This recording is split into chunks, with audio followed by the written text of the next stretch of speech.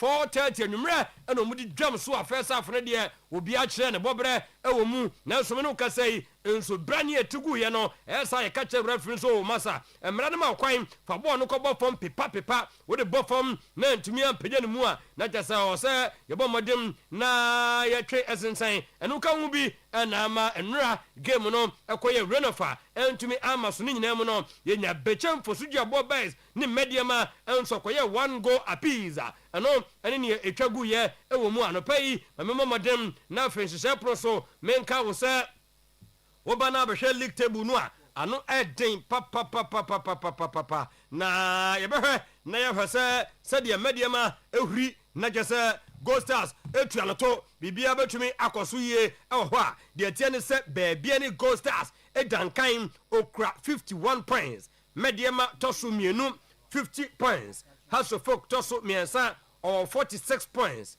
kotoko yes Rain of Ring now ene wobepo etoso 9 with 43 points Adriana etoso enum okra 42 points Karela etoso ensia 41 points Basket Holy Stars etoso ensom with 40 points Samates etoso nwotwe over 38 points Dreams FC 9th position with 37 points Lions nanka Ashase League no biaso wo gianesa ese wo twini hwinim wotoso edu with 37 points wo hwe bechem etoso du baako over 37 Swedro All Blast 12 position 35 Nations 13 position 35 Bekum Chelsea wotoso edu 9 okra 35 points Vision toso edunum ewo 35 points ewo ho last 3 no yes abusua ehu eye Young Apostles wotoso dunsia ewo 33 points Ho United edunson ekura 30 points 11 Wonders etoso du nwotwe with 10 points we any league table no and so ho nhyeya madani atwe ade amount enne anopai na yenkwai nyenkohwe bia ne Gold Stars ehye na league no still o masa abadan kan no Freeze Marcus Smith and the to just abaso bi wo ho no mu a wo de matem no so munya asa wen no. First of all, congratulations, of course, to the team for the win. But let me also give a lot of kudos to our opponent, who made a very good game, and they made us suffer. They made us suffer more or less from the start. We didn't really get into the game. Out of nothing, with a bit of luck. Of course, also with insisting on second balls, we were able to score 2 goals, but of course giving away a silly penalty immediately made it not easier. And to be honest, for the rest of the game, we struggled to get control over the game. We struggled to get control over game no way a Freeze Marcus Smith Gold Stars head coach they said you do mabeda league no enkan and water and kano yanko for suja bomba no Bechem United 1 Medium 1 Ibrahim Tanko Anyas na nkonim so okorene na league no still what dan kan wo wie no se first half no no sanka goals from bomba di gum nanso one say 1 or 2 goals we entumi ama. Looking at the first half, I think we should have scored 1 or 2 more because we have the best chances. I mean, we control the game the whole first half. Normally, we have to win this game. I think we have to get confidence in front of goal. And when you look at the chances that Kingsley had, it's just about the confidence. We build up very well from back and then through midfield, and then at the end, the strikers have to score. So we will work on it. Looking, I think, 85 minutes, so we have to do something. And Ibrahim Tanko sin Sancho for hardwine game bia bana wie ya league no now dan kan go stars say you what did you see honors amasa say dey me concentration no e me games na aka so say the be ya me mebo na ma we ne ye wie a ne ahwe de bia nsusu apia bode hono de koto ye de obeje champion no. We only have to think about our game. We can't do anything over there, so we always have to look at our game, and then at the end we see who will be the champion. We are playing home, I think, and we just have to get our 3 points, nothing more.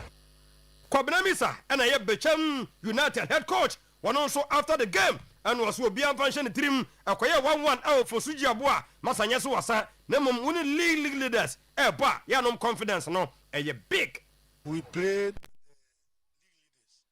playing with leaders, they have more confidence that you play with determination because you want to make sure you score them. But as I'm saying, they are also coming here with the mentality that as they are leading the table, they are supposed to win at all costs.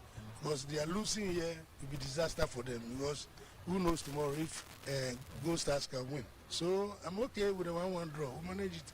One day we drew and they came here. They also drew. And then run an almost bona. First half no boy we no. Second half no soon am game. And so. Yes. And Tom about second half. Second half 45 minutes. Oh, okay. Plus additional minutes. Now some matches I say 2-0. They say what was saying? Around it. Some say 9. They are say by now they say 40 something minutes on mabo. 40 by 2 minutes. Yes. So it should be around 86, 87. Okay. And 2-0. 2-0. Coach plus no should be a son. Ball a ungo heavy. Oh, I have me no to boy heavy. Na ya should be as a coach. You know say cross and head. Apart from cross and head. Na cross and head no. Almost also because some preventing some matters from scoring no. Almost what have they? So one set up team in India.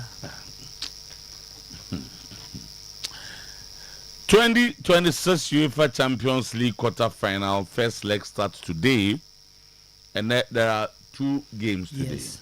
Not now, so 2 games. 2 games. Okay. And there but Real Madrid won there. Munich. And Bayern. Yes, Madrid Como. Santiago Bernabeu. Wow. And Portugal so Sporting Lisbon. And Arsenal. Yes, it's Arsenal from Beshe. C'est des mois de Oh, David. to the Hey, that's a there. Also, you know. I say a time for no a dominant city from Now, how are the problem? You know, oh, it's a problem, Biana. I guess what a dot. Southampton. Arsenal, a wounded beast, says Sporting CP boss Real Borges ahead of the UCL quarterfinals today. And this team, Vincent Kompany on playing at the Banner Boss. It's probably the toughest away fixture in the Champions League. Yeah. And Alvaro Arbeloa, the Real Madrid coach, said Bayern are unbelievable. We've seen what they can do this season. Napoli president Oriolo De Laurentiis admits he's allowed Antonio Conte to become the Italy national team coach. I think he would allow. Yeah, he would allow. And back Giovanni Malago to become the new FIGC president, the perfect person. Okay. Real Borges, Sporting CP coach, we want to make our dreams a reality and continue to make history for this great club. Yeah. Jorge Mendes has advised Jose Mourinho not to continue at Benfica. The super agent reportedly urged Mourinho to walk away from the job. Patrice Evra on Michael Carrick. He never panics. He's efficient. When you have a player like Carrick in your team, you feel relaxed. That's what I feel with him. Relaxed and very safe. Yes. And in the Champions League, so don't consider Kwesi Appiah's reappointment as Otuado's successor, according to lawyer Ernest Thompson and A2GFA4 for say. Kwesi Appiah matete se adwumano munya modebemano. Nemum mamumfaman. Mummy asema woka. Yeah. I don't think Kwesi Appiah has the firmness needed to control this team. At this stage, we are dealing with high stakes. At the World Cup is not a playground like the African Cup of Nations. Look at countries like England and Brazil. They've made bold decisions when necessary. See who they appointed. We need a coach with strong authority, character, and a solid technical team behind him. Former Black Stars Management Committee member Ernest Thompson. We will reserve our comments for now. But head coach Ibrahim Tanko of Mediama has urged his side to remain focused on their own performance rather than worrying about other contenders in the title race. Speaking after their draw against Bichim, a result that saw Ghost Stars move above them to the top of the table, Tanko emphasized the importance of staying grounded and taking it one game at a time. You only have to think about games and not think about the other games. At the end, we will see who will be champion according to Bullet. We only okay. Didi Dramani are criticizing us players, no. Almost say young apostles, but Didi says we could have scored more. We need to improve our goal scoring. Football is like music and dance. You need a rhythm. How United Oman Kobo match, so it means they are carrying out their threats of withdrawing from the league. How they risk further disciplinary action if they fail to another 3 consecutive matches. Okay. So much. 3 consecutive matches. President John Dramani Mama has reaffirmed plans to construct a modern sports facility in Damango, aimed at boosting sports development in the Savannah region. Speaking on his vision for the area, the president highlighted the importance of investing in sports and recreation as part of broader national development. Okay. Ti Omampanyine say omo na ban ekusi Ghana ban ekwa akusi stadium ewo Damango. Yes. A modern sports facility. Okay. A modern sports facility or Damango. Sana Omampanyine na okay na no sports minister mo free take years and one by no kana so BCC stadium be. Me just said there. Born again home travel fast mamina baba mrana. Yanko say happy birthday to you. I mean Shasim Henrietta Manu na your birthday. It's from Mafia Anna Sanchez. Today it's your birthday. And then Dorcas Nyakunwa of Bayport. Baba ne Dorcas birthday, Bayport and Dorcas birthday. And then about just have time and give and next week more fast. Akosia Ameyapia. Okay. Or Holy Trinity Lutheran School. Akosia Ameyapia and my own queer free Acheampong Boada. Today is your birthday. Okay. Is 20 years today. May God help us all. Sana, auntie, be fine, don't worry. All right, you're going to go ball. Kai got to go canning to I'm going to take away. I can't take 2-1, Baba. Boss, only say positive. 2-1, I can't say any upon. Let's say 5. Referee, I don't know, delay referee by time. What's a positive? I bet I'm one taker. What was I missing penalty?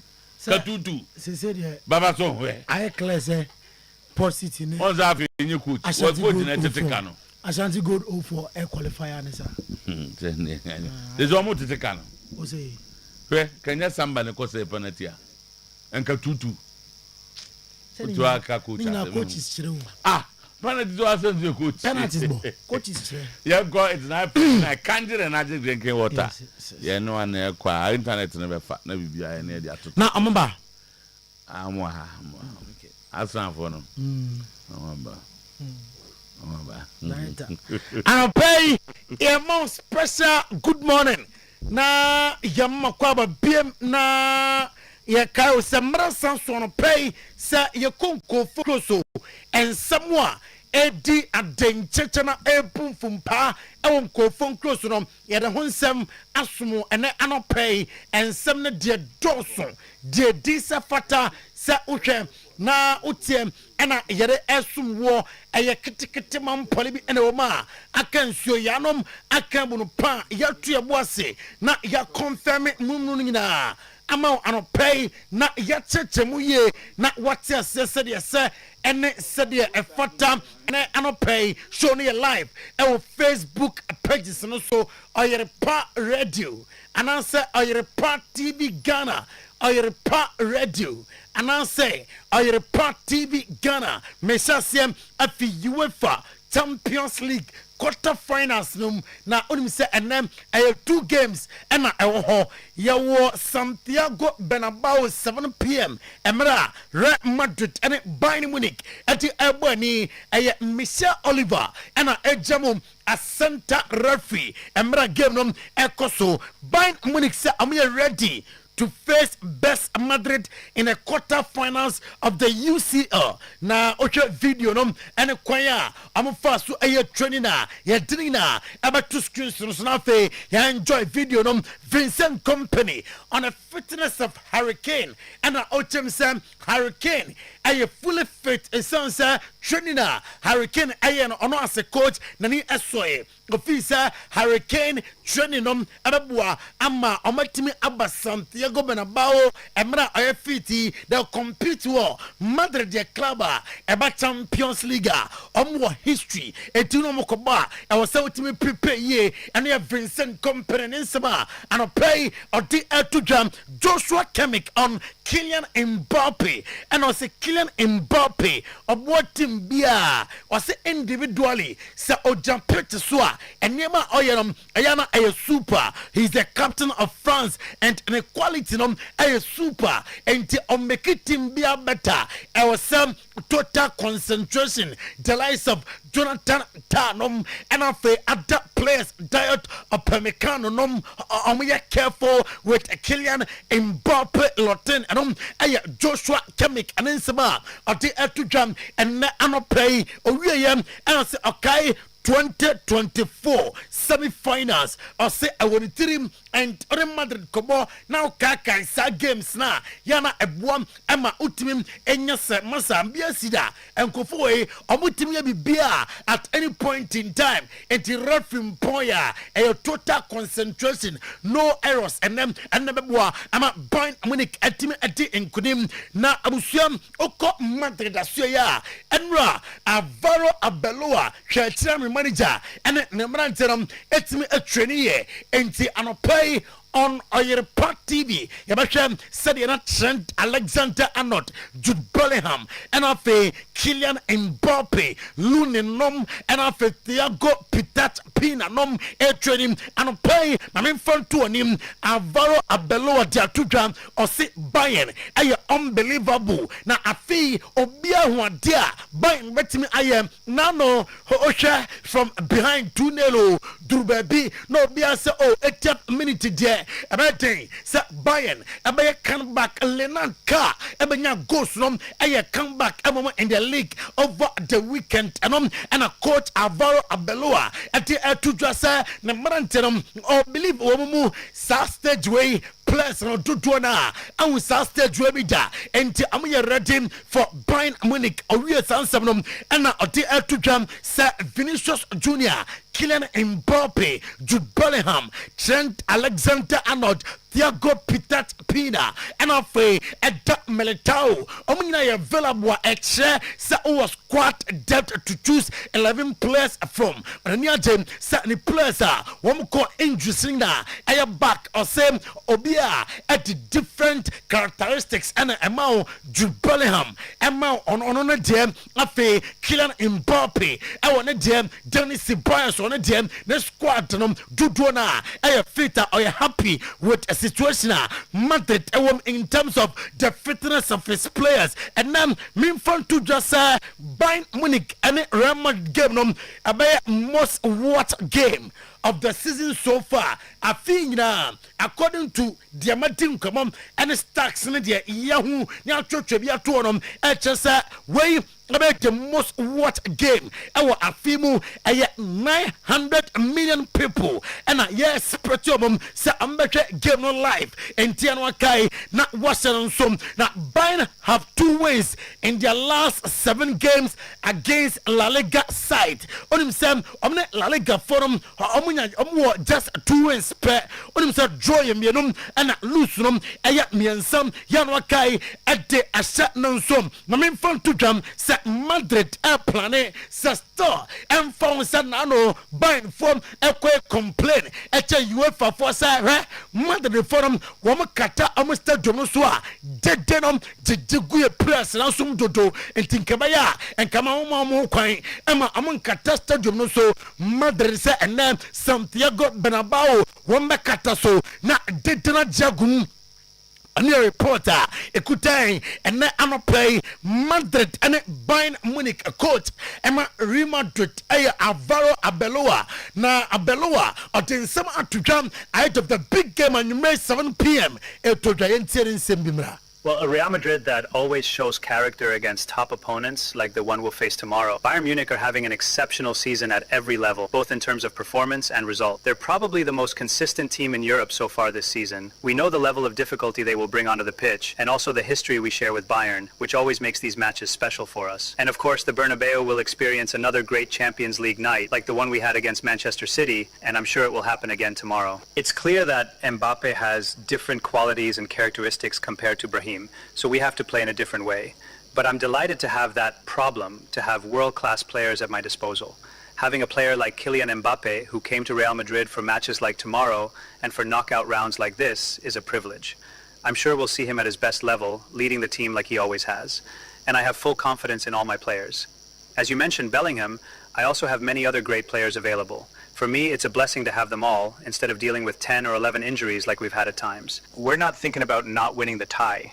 I understand that you have to analyze all possible scenarios, but for us there's only one, to beat Bayern Munich and go through. That's the only thing we're focused on, the only thing we believe in, and the only thing we want. A lot of things can reach me, but the only thing that matters is and I believe that having a player like Mbappe is an extraordinary advantage. I don't think there's any coach in the world who wouldn't want it. And if I put myself in the shoes of defenders facing Real Madrid, having to deal with Mbappe, Vinicius, Valverde, Bellingham, these are some of the best players on the planet. They've earned that status through their performances, and for me, it's a privilege as a coach. Match dia no credence oya Madrid nia na wa lower expectations no masa team no gidie wo no ya ne so kakra na coach ne kasa na ose hwe Madrid na big clubs say ba emre bia players who show character Valverde aba Thiago Pina no mo ho omnyina are you ready for the game? Ochem say Kylian Mbappe. Are you okay, sir? All the likes of Jude Bellingham, Kylian Mbappe. Now, man of sa problem no. Okoti best players. We are say manager Alvaro Arbeloa nensem no bi. And mede ama anopay na and them. Our estadio Jose Avalade a Sporting CP and Arsenal and a 7 p.m. and a side game nom and a Sporting CP for them a seek revenge against Arsenal and Yabacham and Nema Sporting CP IAM our training grounds David Raya a goalkeeper Emma Arsenal a same way a opportunity Kassiam. I think every game is an opportunity and the next game is today against Sporting CP. Oyeyam and Ochem sir Sporting CP untimi under Jomoda sir Sporting CP. Oh ready sir CCE Obian say Arsenal modembom elsoro entiatwi at the afa Sporting CP so osi derby and conference and komunya dia and amundu quarter finals of UEFA Champions League and David Raya Nisma oti atujam ose obia Manchester City asem obia nanom against Southampton Nkugwaba ningina munom amade sa 2 games amulusu yanom to my team now for concentration etime akọ Sporting CP game no so one of the important matches our season and yansema oko David Raya suya oti atujam and nano pay Mikel Arteta at the atujam Western Sporting CP team and good players more players on any given day. Sa more chance bet me upon a show. The players waka at the achom say a serious among fun nanom against Southampton in the FA Cup and Kugwa Bainum and to machina for concentration in and your Sporting CP enough a victory and to Ram Thierry Henry at the Atuja Sound there on himself Arsenal Ebesha Sporting CP and then America the semi-finals and what he Maximiliano Araujo or your Sporting CP defender also we are Arsenal fana and pay yan cancer say game no I'm a mini game no pa and I'm some arete the semi-finals I'm anybody and tinia a kubecha card debesi I was stadium home I'm ɔyɛ ready for Arsenal and the Maximiliano Araujo Nisma ɔte ɛto dwam ɛna no pɛi na Real Borges ɛyɛ Sporting CP coach ɔse ɔmo pesa ɔmo twere din bi nɛ ɔmo pesa ɔmo din nom ɛyɛ nkae dum bi ɛde ɛda hɔ sɛ ɛnɛ ɛdɛ ɛyɛ da ɔmo te Arsenal ɛwɔ Estadio Jose Avalade ɛtumi ɛhyɛ ɔmo ɔse ɔmo yɛ ready for Arsenal team nom afi opera teams a ɛwɔ Europe ɔmo yɛ adeɛ pa untumi nka ɛnye Arsenal mfamfim na mom ɔwɔ antidote to Arsenal ɔmo kyɛta ɔmo te bɛba Sporting CP so Atletico de Madrid and Barcelona ɛyɛ UEFA Champions League game nyankopɔn bo a ɔkyeram ɛna saa match nom ɛbɛtumi atɔ fam mame mfa nto dwam saa wokɔ game American wasɛm na return leg a ɛbɛtɔ dwam ɛwɔ Metropolitano no is sold out. He about first leg our Campuno no and Campuno no abusiam return leg kranya maso and so stadium is sold out and your reporter yensa ekam efisa fixanum I mean fun to jam sa oko Real Borges and asuya or say I natural okay and yama boy ni ayem I was Sporting CP that is Victor Jokeresa oba Arsenal with Sika Arsenal TM F Victor Jokeresa na we Arsenal fona oba Sporting more at the F boy no oba come will be at mate sa boy ne de ni goals no say or share sa or go putter or share say go or say Arsenal or say hey Arsenal bro or see Arsenal come we are singing na at against Sporting CP Arsenal Nyabre Mikel Arteta. Have some perspective how difficult it is what we've done up to now, and then emotion, feel that pain, feel that emotion, and use it to be better and to improve. So we were very clear in what happened, the reason why it happened. Watching the game two times, we didn't deserve to lose that match, but this is football, and we get punished for things that are related to our identity, and that's the things that we need to defend in the strongest possible way, because that's the reason why that we are where we are today. I think that doesn't change it. I mean, regardless, we would have won the game. This is the quarters finals of the Champions League. It doesn't get much better than that, and we worked so hard throughout the season to be in this position in the competition. We're going to play an opponent here that we know about their records and what they've done. So na ano aye sama oko Mikel Arteta so ya odia tudwa anopay ya obebo obebo ano ena oko Real Madrid campa if you ba say dabi ade no dia no e wo say Tibre Kesana Fiorentino Perez on a place ni tin komo enti na komo dia be koso out dressing room before the start of the game and no ye dia eba Jose Mourinho abusuam was say regarding some of his own players or say young kamo biante league ni dia Benfica beden so mbetima je afi Osaka as we go players bi o team num kra ya no mpeso be hum biem no ndin this otna for the rest of the season so players no ebesia kan enom na Jorge Mendes deyate HMC were two opinionful say Musa ebeyan ka Benfica adwuma no fatu ba bi kra fatu ho o dey walk away from the job and you deyate any football Jorge Mendes at the Jose Mourinho Italy Macacho sa Gennaro Gattuso dey heading over be na yes almost show another interest our Pep Guardiola mum say Pep Guardiola say bia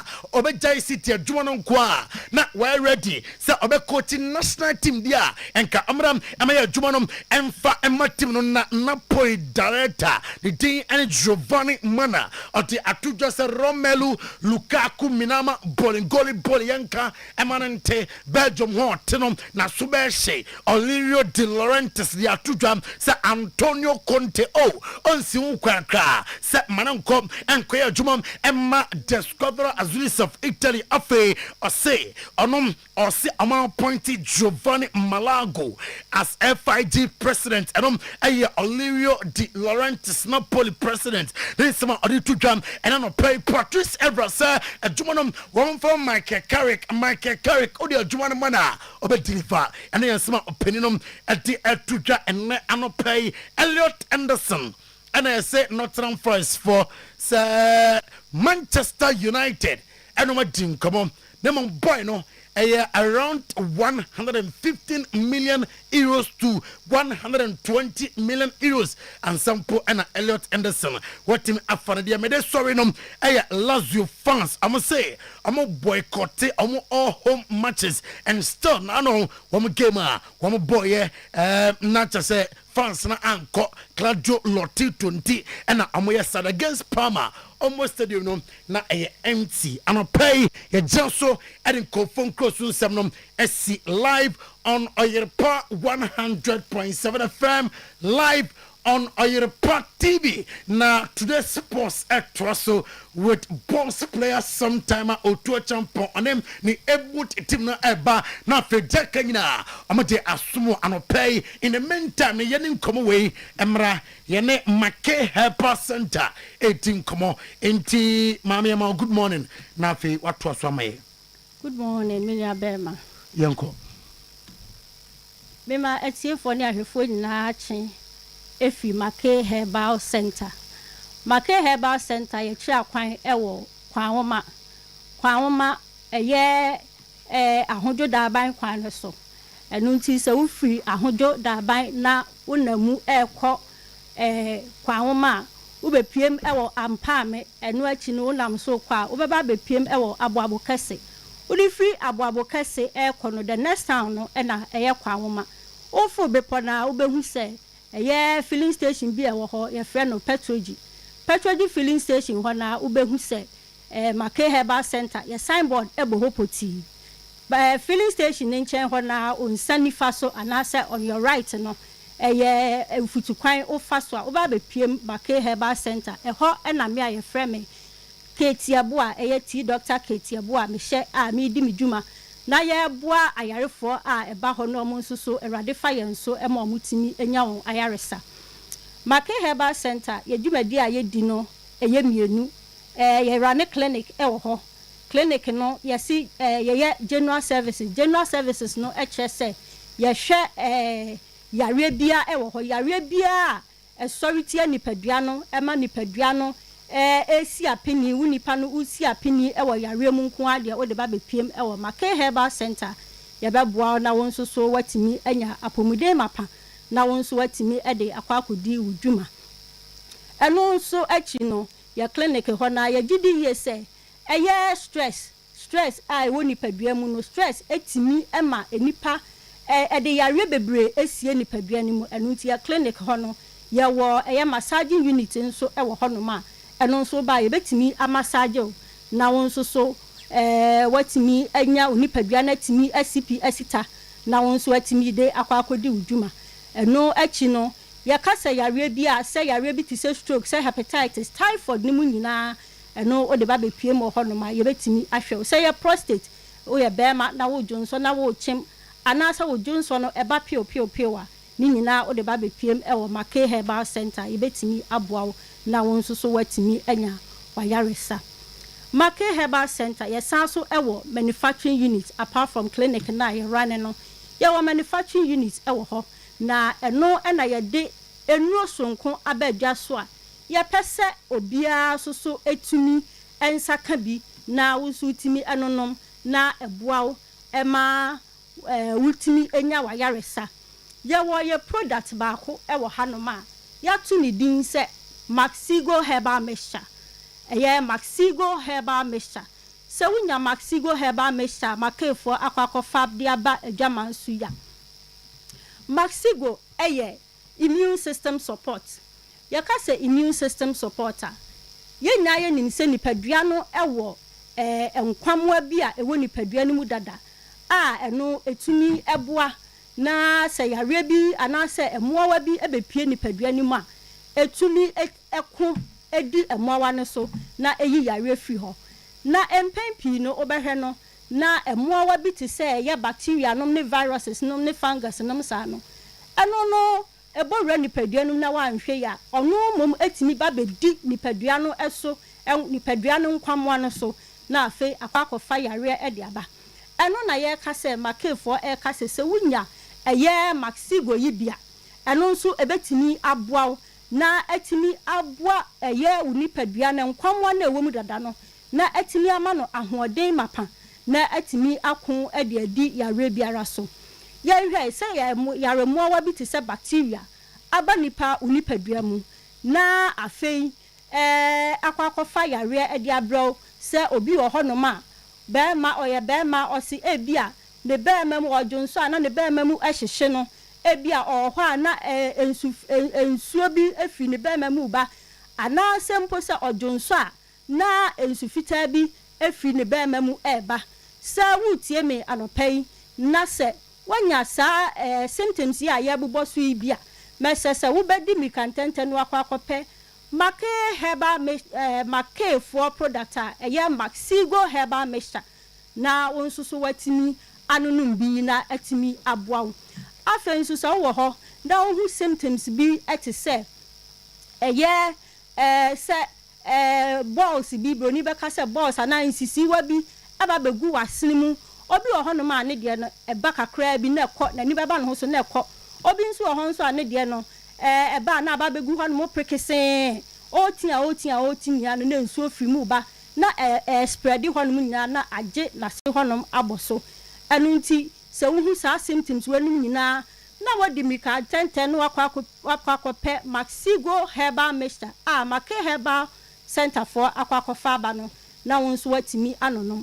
make herbal center yɛ sɛ yare no yɛ bacteria nkoa bacteria infection nkoa dia na sɛ saa symptoms yi a yɛ bobɔ so yi sɛ wo hu bi ɛwɔ ho ana sɛ wadanfo bi ana wodɔfo bi ana obi ane wadi ho enkɔma bomɔden sɛ ubedi make herbal center ye product a ɛyɛ maxigo herbal mixture na wadi ho adanse akyɛ no na ɔno nso akwakɔ pebi ato ebia mu nso obi wɔ hɔ no ma ɔse ebia ɔdwonso ana ne bɛma mu ɛhyehye no ana nso sɛ ebia sabi ne hwa ano na ubonse ɛno nso so ayɛ kuro ana sɛ ahono ana sɛ obi wɔ hɔ se bibi meti sɛ bibi ɛne na menipadua mu meti sɛ bibi ɛne na menipadua mu ana sɛ bia meti sɛ bibi ɛne na me ho saa symptoms wɔ mu nyinaa yɛ bacteria ɛna kɔkɔfa ba ɛno nti sɛ bacteria bi ana sɛ bia wantimi ahwɛ ho so yie na sɛ bacteria bi a n'ani ɛden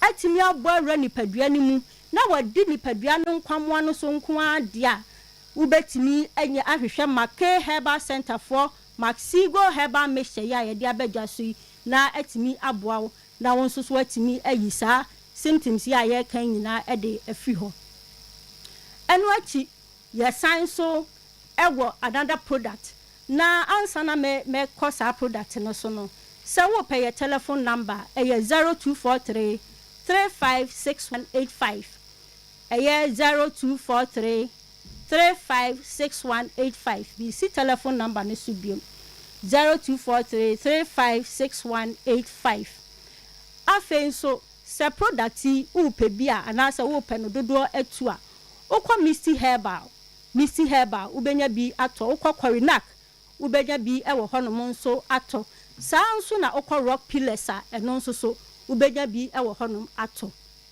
etiefo bia distribution joint amabubo nyina eye kumase afi ukọ wo akra nso a ukọ eye angel herbal a ehono mo nso so ubenya bi ato anase atu no dosopo ye to aso no se yeyi eye maxigo no efi hono ma sara nso so na ye san so ewo eye gasmic herbal mixture eno nso so eye make herbal for ye manufacturing anase ye product ba ko eno nso so ye de aba adwaman so obi wo hono ma wo se ne yefunu gasmic herbal mixture for stomach ache and enunti se wo honom na ebia wo ti se wo yam wo ya anase aya ade aba be ye kranko etew so wo ho ana wo yam ya wo ya ananso se wo honom a na uhu se wafu ahye obi wo honom obesua anopa ondidi kura ensusu behu se ne yam ne yefunu ahye obi wo honom o se ne bu ase anase no nofo ase hono na honom nso so eye ne ya sa eyemkuro etimi tena nipa so eche bebre a na afei akwa akofa eye obi wo hokura symptoms no etimi ma ebia ne spinal cord na eye ne ya wanhwe ya wobeye lab ahuru nyina bi enso na eye sa stomach pains ya ye ka ho asemi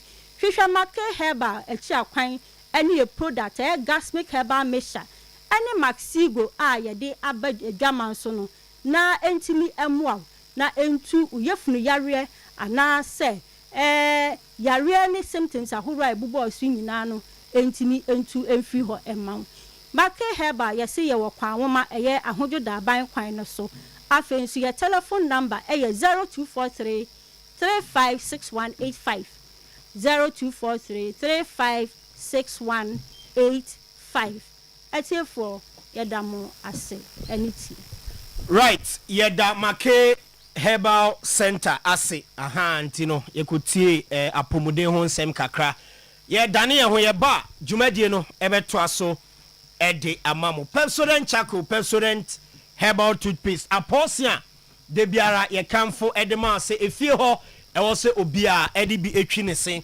Pepsodent herbal ene ni toothpaste fluoride natural charcoal lemon mint zinc ewo mu odi twiusia oseno eyefe eyiusia sinkonkone ne nyina afeso emanka efiri wanumu ba no nka eye de eye kama na eye de eham green tea ni herbal extract no ewo Pepsodent herbal toothpaste mu no eno so boa e protect gums no na wi ama cooling sensation esene ho nkomode eye afa Pepsodent ene twiusin ne fa ne herbal toothpaste no enso eka ho bi ebebo papa Ghana Dental Association o majatum ese Pepsodent no ena eya portion eye papa Pepsodent every smile matters. Amen Scientific Hospital the best alternative medical hospital ewo Africa ye oba ye ho a ye the science era herbal medicine ni yemu odi stroke ya de ba odi awo ho nsemba odi ade atena so ache eba yebeyi ni nyina de afiri ho de amount na ebi awaware ache oba bema awo ho ayede mo ba mo be wo ententem so ewo Amen Scientific Hospital stroke ya de anwodwe ena chese achewa be semfie pi untumi nya hwa be sori anante biem ofa na ajojo no obetumi de adi djuma bi apeso di afa ya de no akoshe ba bia ye hwa ye hu a bra ye de mfidie ni be friu ebe ya de kra pie na ye de enuro no ebi account no ne kan wa ubenya ayaresa yo kumase atwema tachiman kwada so fon ase ekwan so ukọ enche boga wa bibia ni akra takra de tamale atebubu nkoko sunyane ho sahwide bi so ene hohoya your branches ho a ye gya yarefo na yaso mo yade frey 0277 001234 0277 001234 Bosomtwe Rural Bank PLC ena oba yasoye na usika semo nkomo no ya no atena ase na yatoto ne ahyehye ne kama edi ama ye hwe esa abre nyina no sika ebe obotomo abenya bi edi edi ujuma bebie current account fixed deposit account savings account susu savings special account any kidi account ewe yasoye shase efa sika eto account ni mu your loan services so hono ma odi sika ne ba afa qualify ese loans no yema obi yema susu loan yema micro group loan yema salary loan agricultural loan and a business and commercial loan when you sika de ma na brabone mu ahenhan e de amount kontena se and a head office no ewo ye wa tonso agogo jachi kokofu trade ahenema kokobe magazine ebu akwa atonso bokura putoja afa afiakobi abinchi market eho nyina oba obehu Bosomtwe Rural Bank PLC frame 0508642705 0508642705 Bosomtwe Rural Bank PLC expert in unit banking ensuo no ba kope de ye papa asem na make yo ensuo de okọ adwaman so abehu nsuo pi na ebom nsuo wa adwaman so ni nyina acidic water onum ko nipadua ni mu a de ohaw ene brel ya na ensuo ne kọ na se acid ne dọọso ayade bi abaya na betena wedie ni mu onum alkaline water ye kangen energy drinking water etu yade ase de free nipadua ni mu eboa bo nipadua ne ho ban de free nyarewa ho eboa ema white blood cells and red blood cells enya ahoden eboa ebo liver o kidney ene wakoma ho ban minerals ahodo bi etise calcium magnesium potassium ene iron so ma eboa ema nipadua no enyini from ni nyina no ene se obenum kangen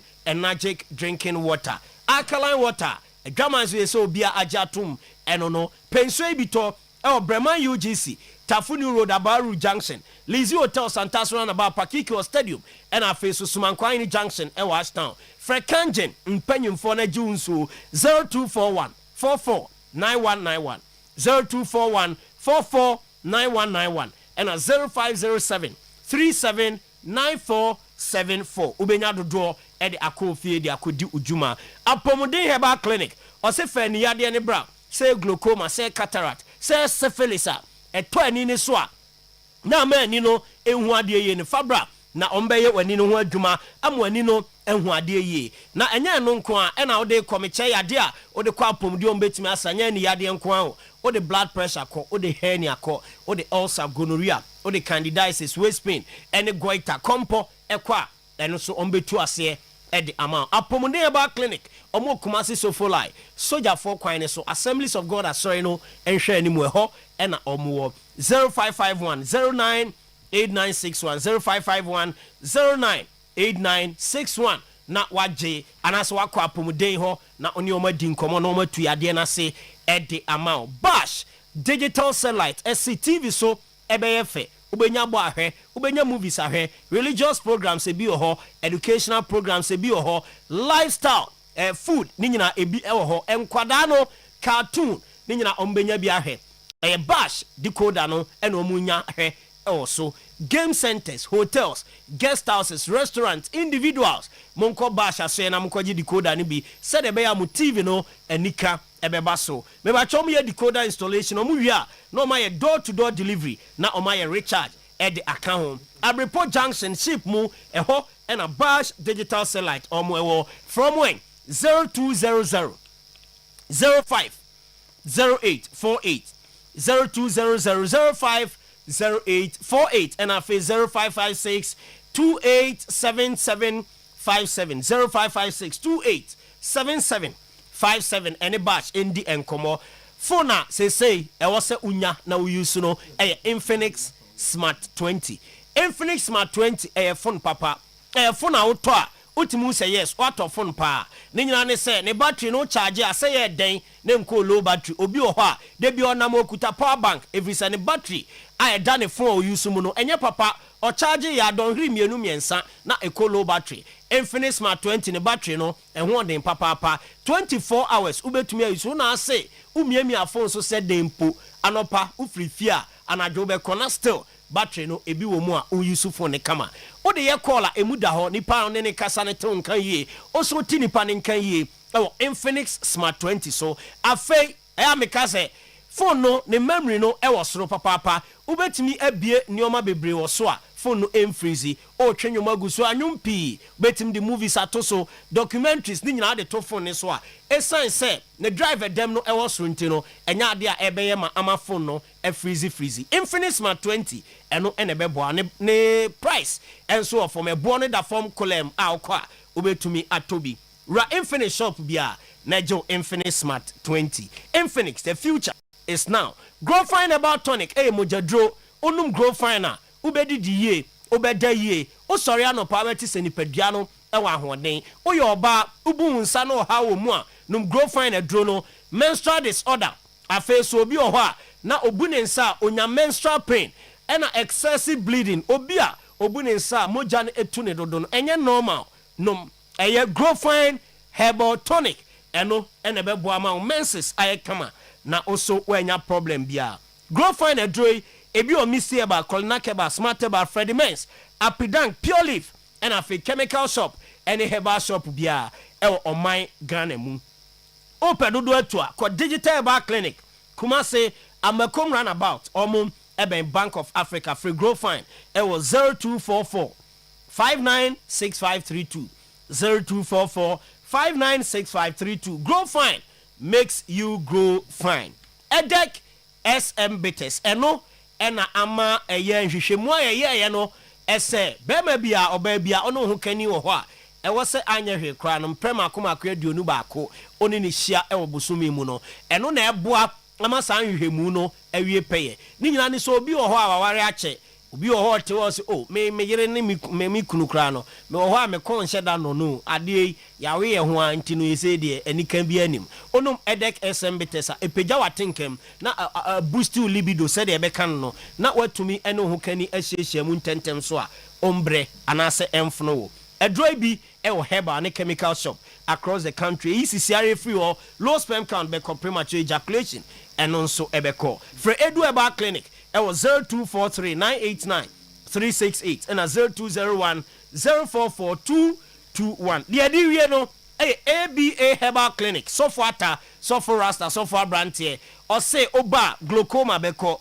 cataract beko syphilis beko long and short sightedness ni nyina ni yade a ni no oma wadra wadua ne fa bi gum unsuo fa bi gum o drink fa bi gum nenom enye se dro na nwuno udi gu aduanem na udi a ewura ntini mu na akwa ani no ntini so ani ni ntine no na eye ani no ho adwuma no na ndi moja ekwa ani no so ma ani no ye adwuma kama ewura so a utimu se clean so kama se de be ya wani no ebehu ade na ehu ni yie ABA Herbal Clinic na ema sa adroi na onso odi ate wani ne so menstrual disorder, hypertension, stroke, prostate, liver, any kidney related disease biano ABA Herbal Clinic eye ehun adwuma papa Kumasi kwada so ejuna say main market echironoma ABA Herbal Clinic ho ena doma inkro so Ebenezer Preschool apia kubi coast on chain ewe Bnada Jom ABA Herbal Clinic omo ho a omo di dwuma Fred Doctor ewe 0541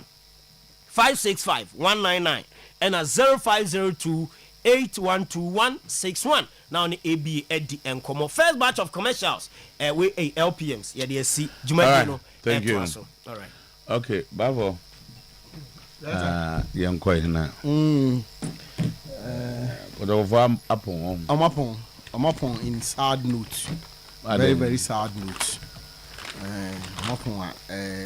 supporters na yenya video kakra wa ha ane when supporters no first register on unhappiness binum cry tries and come stormy dressing room honomo nti ye ba ni nyina no e bi kakra de akire amankofo so etimi so enya bi so ahwe nti tama no so honomo and some de ene de ye kakra ba the Adisa production feel us the colors were distinct but Adisa production feel us according to the General Secretary of Ghana Football Association. Tama over the weekend, and a month for to say, Bona, you TV in the summer. No Korean mini a hard dream. Now, Tama Patrol said, Kaober de Kakra. Now, what has been with my I distinguish, I separated two teams, no colors now. We Bechimini Mediama. Now, a month for a Kasai, Papa said, you cannot ask people to watch this. Na actually no in mu a Ghana Football Association General Secretary de buy and say pictures na nkasa de na colors in the na distinct ni mo TV production for no na e feel ye nti eno so ho asem ho no mo a eno so ye ba na ya and chimone ne say omo feel which way yeah no de or did these colors Thomas or still picture down who send first one means abin kumso a na General Secretary never clear said these were colors two teams in the boy therefore referees ne obi o stadium ho de on behu colors ni mienu no but they na omu yi be TV so no eno na e ma yan sa images ya ye hu enti the difference in say colors into say are distinct to be a wo bibi ye fa ho bia no wo betime hu two different colors no na emu no TV production company no na omo fairly emphasis say mean so say GF4 say Ghana football say omo mean so na mo bobo no but o say TV producers no na fairly omo images no mo de maye no eno na I said harding kakra na said nenye but people were very much concerned about the images we saw. Now oh hebo na wuntimi hunu media ma na wuntimi hunu bichemu so enti eno ye issue a eno so eba over the weekend. We can't talk about others. We have to beat Kotoko and we win the league. coach Ibrahim Tanko that one kwese there be ewo fencing takwa kotoko ne mediema na Ibrahim Tanko say other matches no hu hia no the hia na ne say kwese that kotoko be du ho no mo a mediema nhye kotoko mo hye kotoko pe league no no mo na nkwa so mo kwakogie nti eno so ho asem wo ho no mo a eno so no ye de beba. Football is like music and dance. When you get a rhythm, dance to it. Didi Dramani. Tama I was say ball no. I to say ye bonyum. So when say nyum na da, utimi ti sim na we twa na ase kakra fine. Na sa so na ball no so wo ball na say wonya rhythm na. Ese say wo yiro ho na wo hye. Nti e di ncheche mu no e wo ho no mo a eno so no eno so ye de beba. The World Cup is not enkragro. Don't appoint a Kwesiapia. Tama, former House board member, board secretary, and then Black Stars Management Committee member, Mr. and a lawyer in the Thompson. Was it say appointed Kwesiapia? Then I say go na yedi. Say pass Ghana for pass. Most mo promote to ado. Na mo kope coach na say Kwesiapia na mo mo kofa na. And na go na mudi. Nti ono so ho no mo. E de no so ni nchechiri mo so ebeba. Okay. What we? Tell them the no former Kotoko management member, supporters leader, now general manager of CU. He came, he saw, and he conquered as he threw Kotoko, starting ambition into the mud. Monaka lead Kotoko to beat us. I Tamates to beat Kotoko. And also one more, and also you didn't check him beba. And now unse ne nia brute me say o person be 3 points we had call. And I pay what they to aso a why no come what they call na. President say ombesi Savannah Stadium. Ewo Damango. Nti and also one more. Yo, bafo, that's it. So bad. And okay, that's fine. Yeah, nah. Oh, okay. Sir. Hey. And now, my own equia. WWE, it's my own equia. WWE, it is my own equia. We bought the body power. Yeah. We bought the body power. My own equia. Yeah. Sir. Let's say nothing. I'm saying, so it's equia FEA a champion boada. Why? Pharmacy student at Wake University. Okay, so and they acquire our da. Yes, yeah, Equia is the first daughter of the general manager of Promise Broadcasting. Equia is 20 today. Equia is 20, yeah, that's beautiful. Yeah, that's beautiful. Old school, yes, but yeah. Equia is the first daughter of the general manager of Promise Broadcasting. That's the first daughter. Oh, yeah, that's be a baby. So what 2 daughters? Okay, first, be a night say. Maybe a no. But what 2 daughters? And she happens to be the first among the 2. So but so what?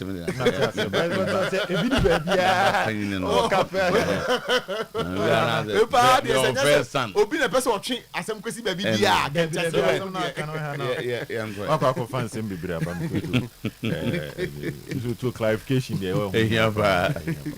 But on Champions League night. Na baby eduru ani bre. People are looking at how Arsenal will respond to the cup exit.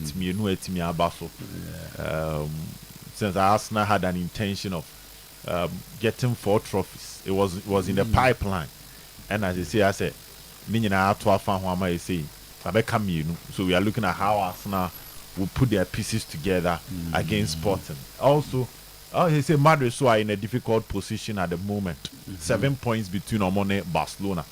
After the defeat to Mallorca over the weekend. Wow. He said, the Spanish La Liga is getting a bit difficult for Abelora and then the setup. No? And now, Copa del Rey, they are out. Okay, Mr. To Abaseti, Eyomu Frimono. And now, Madrid not going trophyless. Maybe on Betimia Faso, a save one season, no? The UEFA Champions League. They are playing against a big side in Bayern Munich. Doing so well in the Bundesliga and in all other major competitions. In the a lot of questions and a hopa ye be yano a year and Bamizoto and shall see him free a year Spain. Now and a year report a free Spain eba Massa ISR report no Mundo Deportivo report no. So what they are saying is that if Kylian Mbappe and Timmy and show up here, one share number the supporters net me who Kylian Mbappe and na can share Mbappe playing for Real Madrid. So born by my Champions League goals scored by players as at this moment. If you say you bana, you realize that Kylian Mbappe have been scoring goals in the UEFA Champions League part.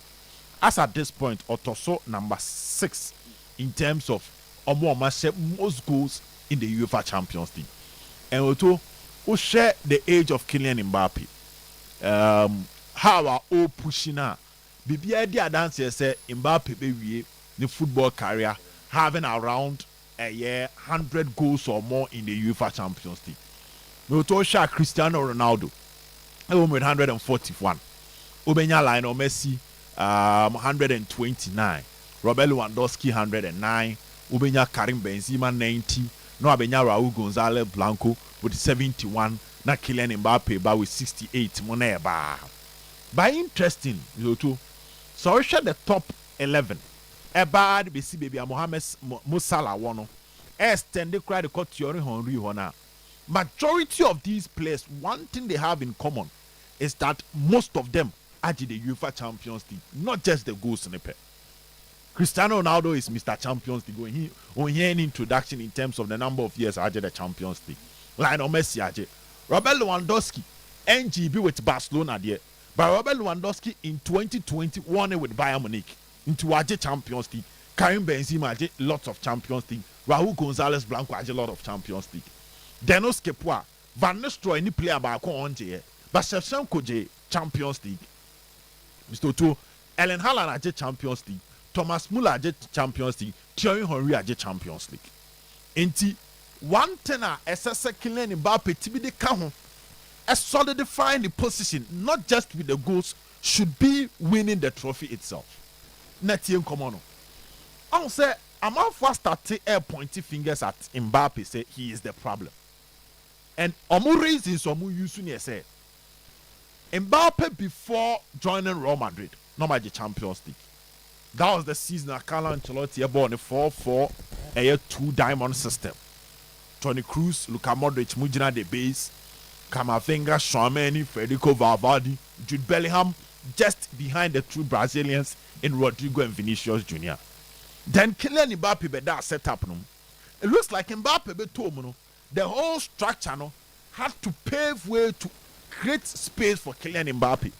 And I know it distorted the chemistry of Madrid team. And people are pointing fingers at him despite the fact that he is scoring the goals. Now there's someone commonly saying who say right after leaving PSG, Enrique making a clear say so free PSG, he won't feel the exit of Kylian Mbappe. He player at this age, over 68 goals in the Champions League. Now, free team now will say you won't miss his absence.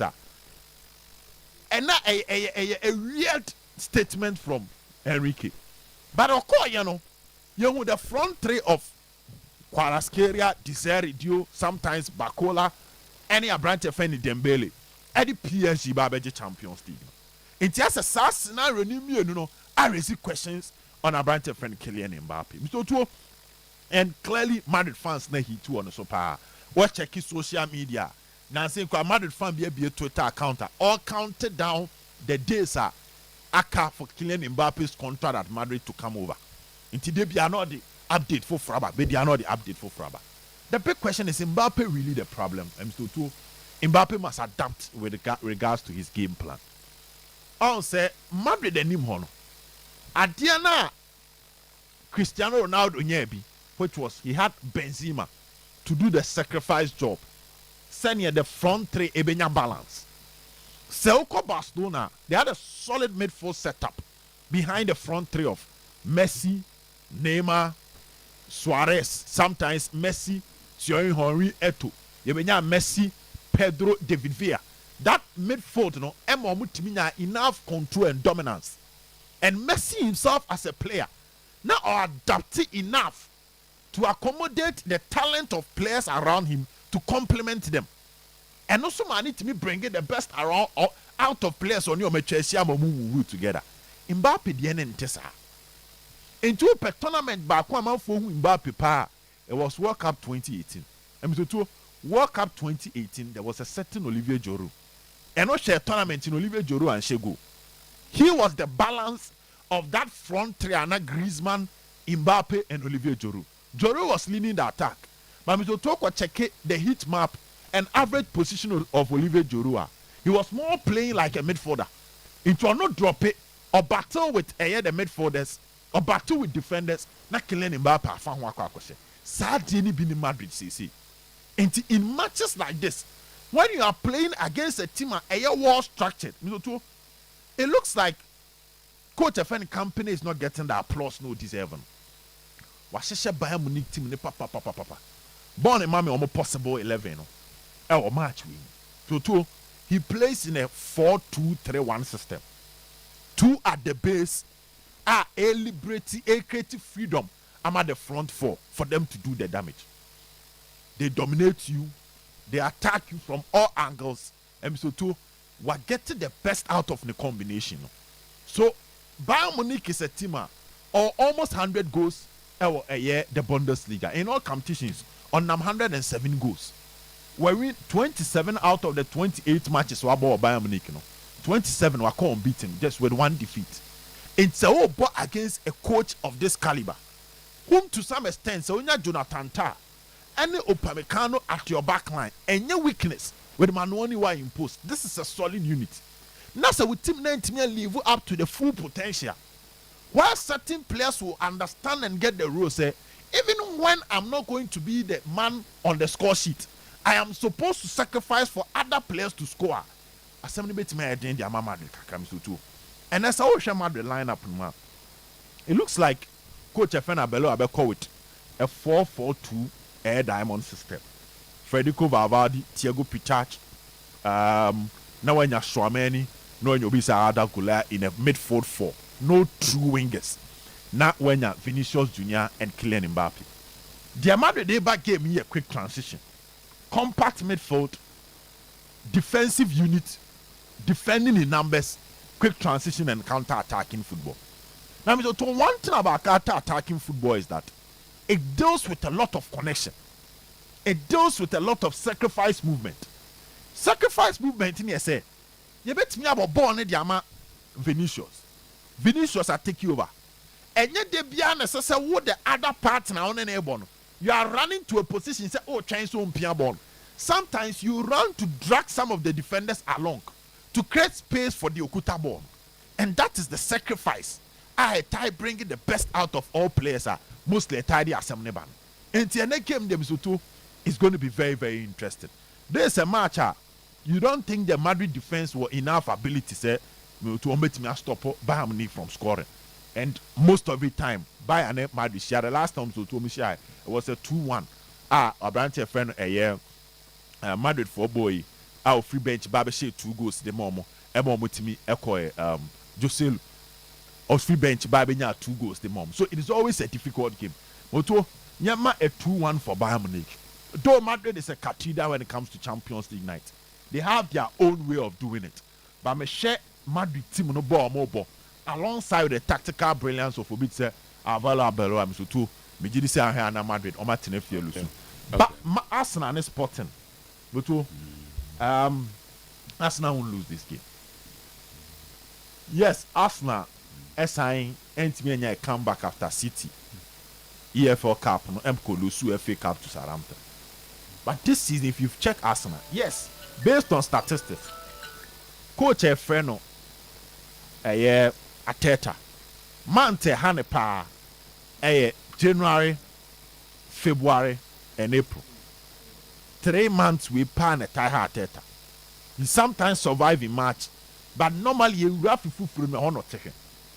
But so I check Arsenal this season. When they go down, they have a way of coming back. It's between two.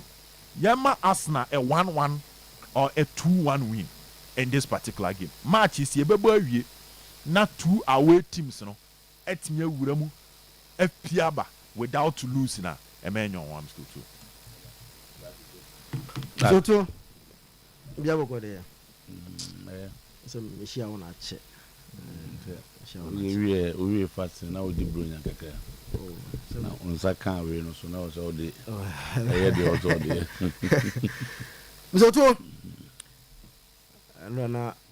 the boys and the men in the Italian Serie A.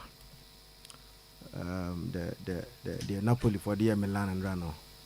I say Obinine Nkwala. And then what happened? Oh, Napoli disciplined. One of those games now, we are. And now yes, we lose because born and you didn't boss him. Yeah, do it to me. Yeah, you discipline born. You did your best. Bobby. Milan couldn't play. They said pass him ne Ed in Milan. Or they wanted to rely on transitions. How more the defender about to now but Antonio Conte had a very good plan for Milan yesterday. They disciplined them very well. Proper discipline. Oh, Maradona. And then 1-0. 1-0. So goes now indoors. Goes now indoors. But they disciplined them. Pressure. Milan couldn't play out. Na Napoli for it to say pressure upon pressure. Pressure upon pressure. How much Bobby? Statistics. It will deceive you. Okay, want to be. Oh, and don't go there. It will deceive you. Because it was a game now. There were a lot of attempts from both sides in it will deceive you. But me say, Andra, whoever won the game. Certainly no an idea of the game. No, yeah, unya. No, it will be the game when it will be a deceive kakra. Okay. Silent game no. Matiasi. Pressure pa Milan for the firm run. Andra, omo hu say the league je de enya dia enam omo fuchire kwa. Nti yembo ma Napoli about so now omo the second. Our league log no so Milan about third. Let's move on so too. Arsenal Air Sporting. And now it hasn't been a very good weeks for Arsenal. Their last 2 games have eliminated them from a cup competition. Bako was against City in the Carabao, Bako against Southampton. Now they are fire worried about the Arsenal even City, but the performance against Southampton. Born Arsenal boy against Southampton, no. And the born Arsenal Southampton for the boy on that day, no. And a lot of Arsenal supporters are worried kakra with performance, no. The news in the bar said this guy Saka out of the game and after coach in the press conference. Then there is Timber. Then already Eze is out, but Eze the captain is back. Even though Arsenal supporters feel say what Eze gives in terms of goals, captain and far and my team no. We say Eze in some crucial moment or drive via all the guy doesn't have. But say Eze out and the captain in at least it's on and say that there's no big mess because all the guy is up to the tax. I'll bet me. But now the question is who replaces Saka? The normal Madueke or the young boy Mark Dorman, one of them that will play there. Then Arsenal supporters do one energy day or Ben White. Because the thing say in the absence of Timber, he hasn't like Onoa defensively. They don't see anything that oh yeah now no Southampton first goal mushe and I did Timber them as in possession no. One thing that Timber yeah they are in possession. He adds a lot to the Arsenal team when they are attacking. Timber doesn't add that to the Arsenal team no. It's a big miss for Arsenal or that area on them no. But I'm so on a sporting team now. Their most influential midfielder is missing today. Martin Holman. On a dictator game no about in midfield. And then they are forced to play a defender as a midfielder in the bust. And without Holman, they will lack control and how they play their normal game. So Ateta knows very well say he can't afford not to go past this stage in the Champions League based on, even though yes, Premier League, is still on site. But the results now about in the last 2 games, put a lot of pressure on the Arsenal team. Say they have to get something. It was sport one. So say in knockout the 2 teams, the last time only knockout against Mabo Air back. That was Europa League. Okay, Sam Rebia, Mokobo 2-2 over the same venue. And Moba, a friend is in Emirates, another drawn game, and a one component is Omi Arsenal film at the Emirates Sports Stadium. That's kind of at the end of the hunting Arsenal. Say they have to get something against Sport. But Omi team, say I'm going to share team to one more. And did a share also. Oba went to Yegmano. And Omo Pamono. Now, since Omo Eddie new coach by on sharing a lot of changes in the team. On sharing a lot of changes behind the team now. I'm going to Equoyano. The only difference that you see is Jokeres out, Suarez in. But virtually the same team now. I'm going to prepare my Oja Okoyano and one Papa and Eddie Ejuma. So you see similar pattern from the sporting team now. The only difference I'm saying is Suarez. Omupomo say no nka Jokers and Kwan community say Suarez so ni mbo pansa. Okoba no he's giving them some muka hobi no. Some muka Portugal no. So Jokers and Kwan no community Suarez so ni mbo sa. Ko goals na Jokers ehema mo no. Also ebia no ohye anymore. Similar number of goals and everything that Jokers left. Or no be continue. So Arsenal cannot afford to lose to this game. Even though yes, there is a return leg, a home and away game, but you have to get a result that bring confidence. I am for pressure but also at the Emirates. At this venue, yes, I don't see Arsenal winning, but I don't also see them losing. A game that loses a scoring draw, 1-1. It was a game when then Arsenal come back and create a game. Ebia at the Emirates So Madrid airborne Bayern Munich. Now, so I follow Bayern Munich team. I'm so too. They scored a lot of goals and almost have to consider a lot of goals. And if you follow company team now, conceding there, and they are a problem because they will concede, but they are also scoring. Now the say a record high of 100 goals so far. Season, there are about 8 or 7 matches to go in the league, Champions League games, any cup game. But so far, almost 100 goals so far this season under Vincent Company. So they are scoring a lot of goals, but they are also conceding a lot of goals. That is the story of Bayern Munich this season under Vincent Company.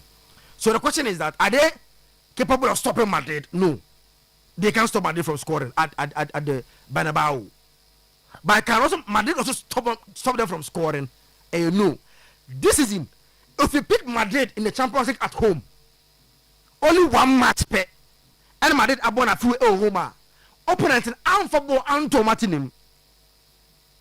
Opponent be a Madrid Asian a few be a Man City.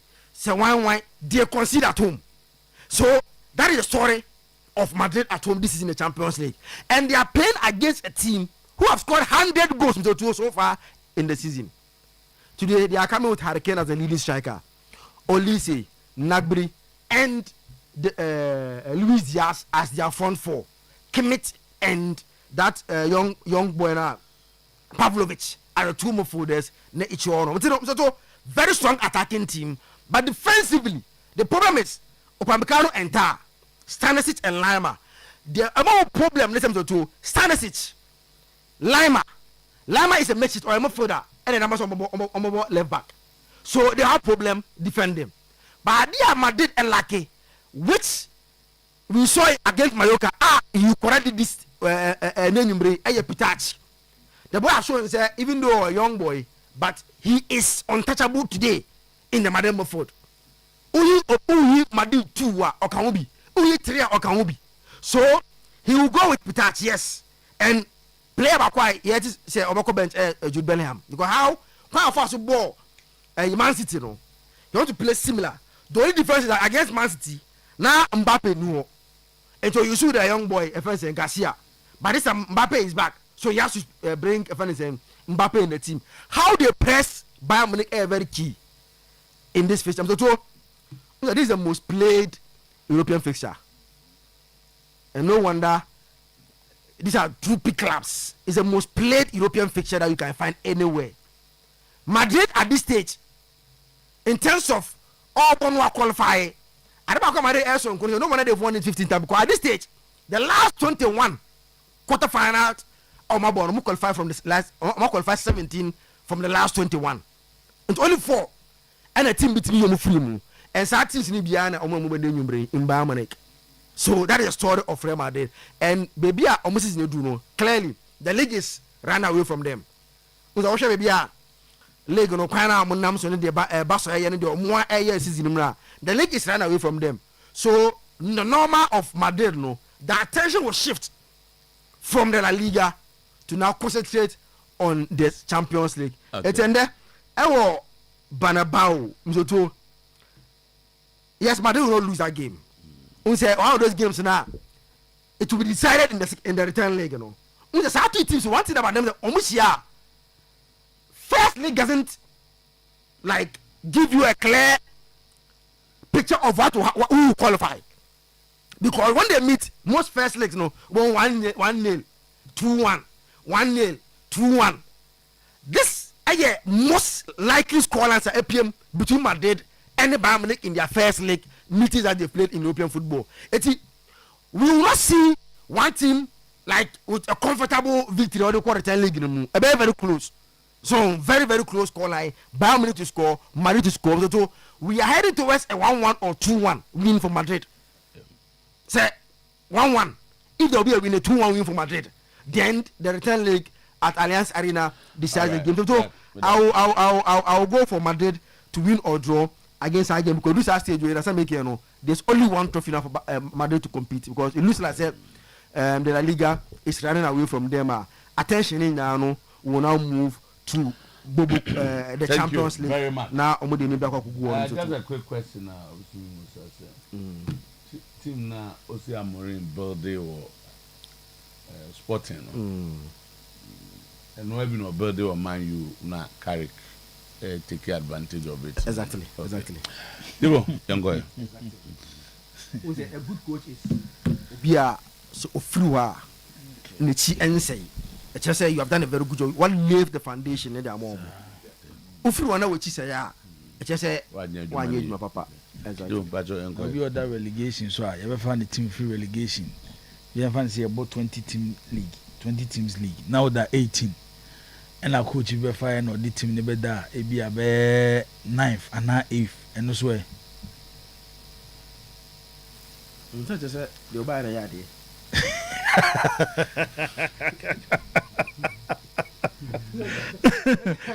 And no that relegation you never did team. Okay, until that means Carrick and I are there. To so them check the foundation. Carrick and I are the team fast that maka. Me say obema boy that me ka ka be say me kan sana ma ba yi so. But I am the brand I am now for Krum Kakra. Honestly, no. When was the last time I felt Krum? Oh, holidays, see the name of town Kakra. Young fan of Kran Cancer. Ramabwada is Sumu Kumasi. It's true. Enra me call around 8:30 there about Namifu Konongo Ebe Kumasi. And to me, drew from Anita Hotel. Just so over now be do from a soa. No say light be a bear 5 be post bear 5 be now so. Utra 5 now. Ubet me a bam to Saint Louis. No one can street light be. I say your life it dear grow. As an army paboni for chance. Yes, dear Mr. Dear Hiana Yenye Gideon Fata. Kumasi esum dodo. Nano one more juma. Say the regional minister. Oh sir. Yes, the juma the urban roads for. The juma to ade ba kwa me ayana me kosa part na. Any urban roads for now sir. Na say ninyina no say regional minister na ohwe sa anyoma ninyina so be make sure so ma ye omadwuma nyina because report ne ba wona de be ko mampanyini ho. Basen go find you my man here de kwasengo. Ti se de. Ene dumso abai. Dumso aba mampanyima ha mo te ne ba bi o. Dumso aba. Na da woni kuruma. Baba do so aba. Can you stable? Me ade ba ko a on say when Ghana for enya fit ewo mu gidie ewo mu a you need to give results. And Ghana for gidie ene wo mampanyin mahama mu. Nti on he no ma wa fa omo ede omo toto to nyuma no ne sa anyoma anyoma so to omo nya adwuma esuma wo kuma se too much. And na de twato. Sa aka no omo fe ne voice you say voice say hwan no. Tutu. Tutu. Mantene di dwuma. Enyomo omo ye no kuma senkran kwa so no tutu ehu. Na de ehun akwa say passengers na omo ticket omo ntimi ka bibi nche da ba. Hey. Omo ntimi bi gwa be ko ntimi asi. No tutu. The rate ye di nipa nkwa di agro wo krom ha no. Ameka you too no. Eh serious. Na sa aka ne jeji mani nya akwa no so fa. Eh obi ka wa ko to ye adwuma. Driver phone in to omo for. Oh no tutu we dey enye. Driver phone ya omo mpe bibi nya tuwe ye nyoma bi no anope hia me esume wo kumase. Any boxy. Because amade say wona manwumre kwa na you don't feel comfortable. Yeah. So tell me chana say. But as dey bi so aba, nim say related that KJT ayeku. Had there be any people aduasa na ba say age omo fo na age bi o KJT. The problem no say obi ofro ka bi aso no kosi. Yes. Baby eno na ye center no. Na baby a connect bia de bia je phone just a phone dem say na e fukra o. Nti chese security wo ho wo fom. Nti we ya no mamo. Ena bon se baby so mbaje phone bo se KJT osum bi mu. Wo fa wa no mo hwim. Wo fa wa no mo hwim phone no. Nti enjo na no nya call anya na. Yebesre. Di o ko no na afro say. Di o to jaiti. Yebesre the regional minister so man ani nko especially street lights na wokrum ha no. Esume wokrum ha nyesum ketwa. O man ani nko wona mo. Box gen dey say yimizoto police for no mo jejina kwa no so no. O mu interest nyesa cars no. Hwe me Ghana on. Ayana sometime me real who say about 70-75% of our leaders Mr. Tomuko school abuchiri. 70-75% of our leaders school abuchiri. But she come off subu o man no. You bet me just speed limit Mr. to introduce on our rules. Aha onko more than 50. Aha ebia ko 60. Ehon no ye de na there be abasu ni ye de ni speed ram and ye de speed so no dey jai. Etiba boda ye hwe na omo hwe sa anyoma no. There be eno ye de yi na check. UEFA Champions League do ye na UEFA Champions League and nwumre. Game we there be ma boda. Anyoma mienu na wo game. Na on se club akọ edu Champions League awo kana asama ya na eden pa Real Madrid. And they say history be about Champions League in defeat Real Madrid. Say offer Champions League history since e be a static competition no. So say Champions League history kra e will be 10,000 history about the Champions League. Real Madrid ekremu be 70% of that history. It's all kasa about Real Madrid when it comes to Champions League. So na wahwe ye kakra. Eba be si na nwumre match no mbabebo against Bayern Munich so. Bayern will form pa. So over the top 5 leagues in Europe, Bayern Munich is the most informed team in Europe. Sisi e kasa. Bayern Munich team no is the most informed team. E kasa team a watch say na modern ball was so pa. Baby a yegina sesei ewo Europe e Bayern Munich. Nti obia ne Bayern Munich beba wosuro. But there is something about Champions League abema boda untimi taken away. Competition history. Bayern and Real Madrid there when it comes to quarterfinals of the Champions League. Club Simienu appear more than any other club when it comes to the competition history from European Cup a Champions League. Madrid ako 41 times. Bayern Munich ako 36. But you bet 2 din here in the Champions League, you know. Bayern ako 24, Madrid ako 22. Now, onim say to meeting way from 2011 ebe si omo last meeting 5 times and omo share in two leg ties into 2. Anytime be as a meeting be PM on knockout stage from 2011 bepim 2012 clubs mu ba akokɔbɔ final 4 times ɛna ɔmo mmienu hyia wɔ knockout stage baako yi ne ho ɔkɔgye cap no once per out of the 5 since 2011-2012 ɛna baako yi ne yɔnko a wɔntumi agye cap and that was 2012 a Bayern yi Real Madrid a final Chelsea kɔhyɛ wɔn nti ɛkyerɛ sɛ ɛnɛ meeting na ɛba so no sɛ this year yɛ pɔ ɔmo mbɛtumi agye Champions League na ɛbɔn saa game yi ɛba so na enwumere ho between Real Madrid and Bayern Munich na mi so tu ti asɛm bi Real Madrid for no good record against Bayern Munich, especially when it comes to quarterfinals. So when about quarterfinals history, 87, 88, 2001, 2002, 2016, 2017. No, Real Madrid gi Bayern Munich efim. And also dan China in their last 4 two-legged ties. No, Real Madrid gi Bayern Munich film at the quarterfinal. Yes, to us. Real Madrid in their last 9 meetings against Bayern Munich. So tomorrow we need 7 and draw 2. What the best spinner?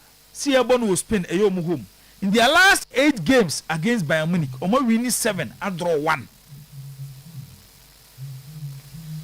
Bayern Munich here come as 2-leg ties. So Omo need good record against Spanish teams.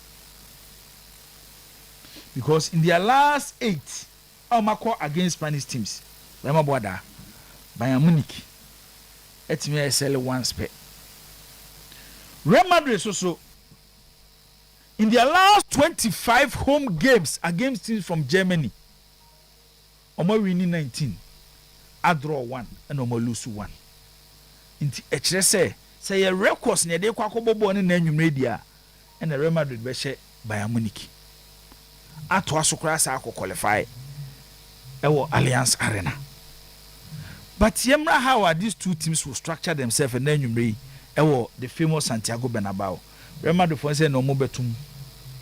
Ombe de pa Bayern Munich for no complaining.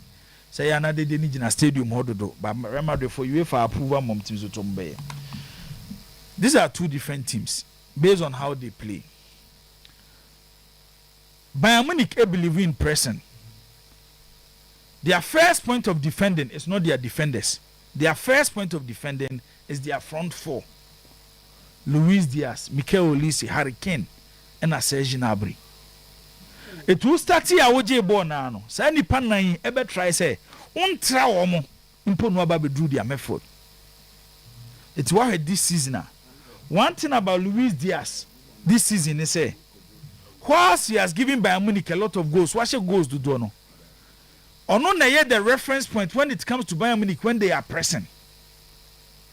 Now, Bayern Munich forward, start with the bomb game and the Vincent Company. You see Harry Kane as number 9. Times 2. How are or withdraw a bit active sometimes even as their playmaker, just to withdraw defenders because over Bayern Munich front 4 now, the only goal Shepai Harry Kane. It is a Harry Kane free. Dangerous areas closer to Real Madrid 18-yard box and also position 18-yard box.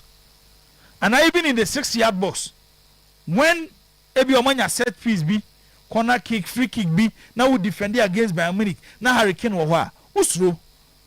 It will redraw. Defender na the be Gina Harry Kane so no. Ocho no so the neba. Now one thing about Bayern Munich team this season is whilst Harry Kane is almost top scorer no, omo nyi goal share every Harry Kane nko aho. Olise ewo Europe this season why more assists than any other player. Luis Diaz assist and the goals are watched this season. Zoto is more than Vinicius Junior. I remember the Fobusa creativity different. It's a Bayern team in there. They will press Real Madrid name. But one thing about Real Madrid team this season is in such games, Bayern Munich in team about to say Real Mallorca. It's a man fun the game no more like Real Mallorca and Real Madrid in Tino. Bayern Munich will walk over Real Madrid. No. Because Real Mallorca City deep. Madrid team so no mo ball mo tenechire e twese Madrid beba na Madrid bre. Basa we wadwe so be press Real Madrid a. E ho no mo rely on the strength of Vinicius Junior. Quick transition. The importance of Fede Valverde to this Real Madrid team is to and never into play biem. The performance no the Maya against Manchester City in the first leg. This is over Champions League games I have the best individual performance will be a showcase for the 2025-2026 Champions League season. And then I make us a Fede Valverde the importance to Real Madrid never into play ne and they say what's your car about Bayern Munich pressing, making sure say one team in field zone and more Bayern Munich zone. Real Madrid will need Fede Valverde in a quick transition in just 2-3 seconds. Fede Valverde can move the Real Madrid defense. When Real Madrid they defend no mojeboa, obetimi move o defense into attack. Looking at Vini Junior pace and then Kylian Mbappe. Yes, Matisse amount for Kasaba Mbappe. Maka Kylian Mbappe asem say Zoto the Real Madrid for person ye Kylian Mbappe no. Luis Enrique try and fa. Yes, obe guarantee that goes. But tactically, we team nenya balance. Yemu say one question we. And then Ebema Kylian Mbappe at PSG. And merely the PSG to win the Champions League. At that position, and he didn't ball as their lead man. But near the Dembele ababe ball, not Dembele at the PSG at the Champions League. Difference in say. Aside of more talent, no more one.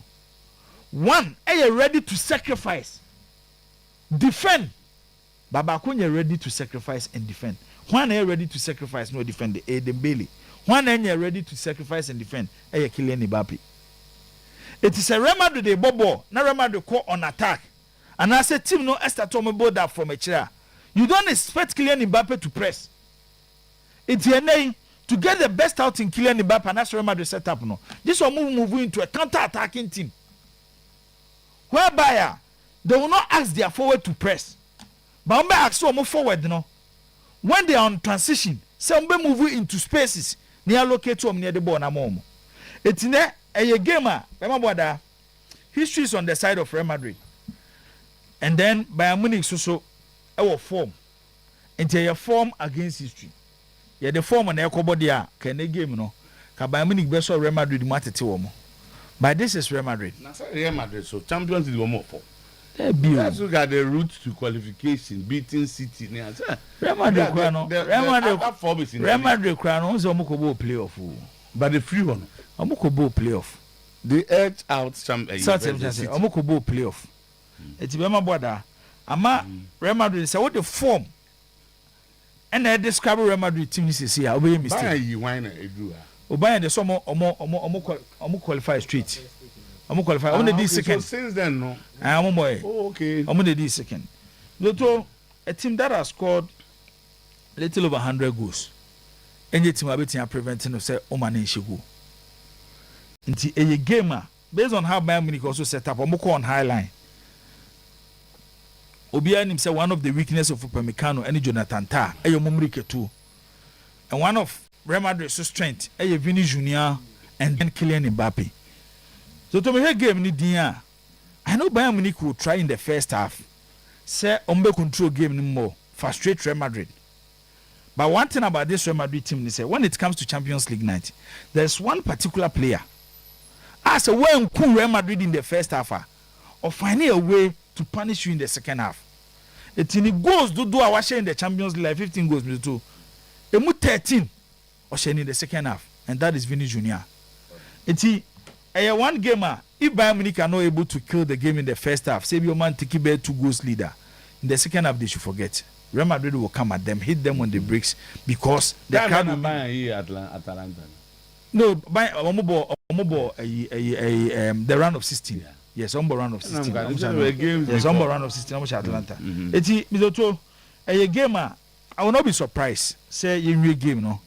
And yes, Santiago Bernabeu and the bit decided who qualifies to the next stage. Okay. Possible we might get 2-2. And the game now Bayern Munich and then Real Madrid Bebono. Arsenal so any good record against Sporting CP. The last time Omomi Enushia in European competition, I see a born and knockout, women away, we are. Now the Mummy Enu score line abeshia, near heard the Nadia Dawson no qualifier no. That was Mizutu 2022-2023 Europa League round 16. And a Sporting. ediji Arsenal edomo efim Sporting for a year come masemi from last season bepim this season doto omo home Manchester City omo PSG omo Bilbao at their home omo difficult to play omo so akofa Luis Suarez biaba and in his last 5 games Zoto was 3 goals onim goal sha ankasa Jokeres be ko ni home and Arsenal he will be to save them ewo Portugal they will need Jokeres because Sporting form Zoto ewo home ewo sropa and on him say in 2-legged ties Zoto omo very good against English opposition not Portuguese Portuguese clubs by Sporting kwando mo gina 9 out of 10 so to me English teams film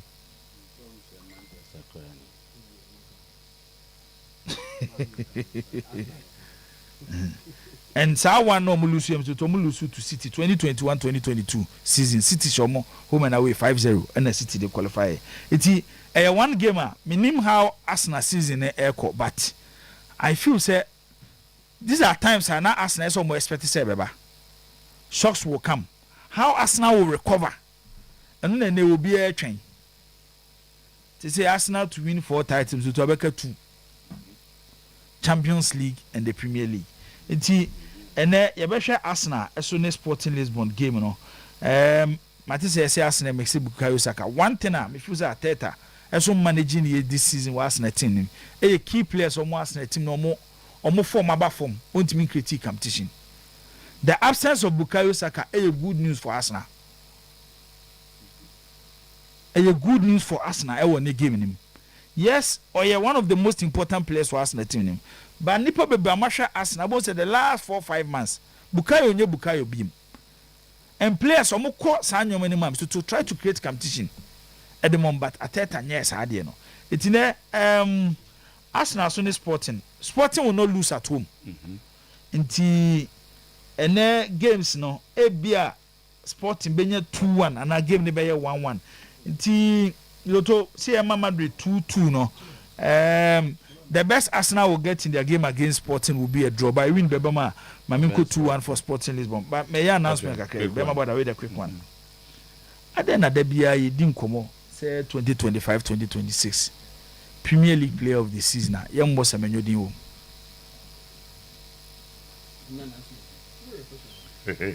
So me hear the ba. Players na ebo mudin nyina no. None of them na consistent from to time by baby a Premier League na do see. Our chance Semenyo. He has been the most consistent player in the Premier League this season. Semenyo Antoine Semenyo Gan ni yenu Antoine Semenyo obo Manchester City. He started Premier League ni besinde. He has been the most consistent player. Who the players no mubo mudin nyina hwe. E period bi.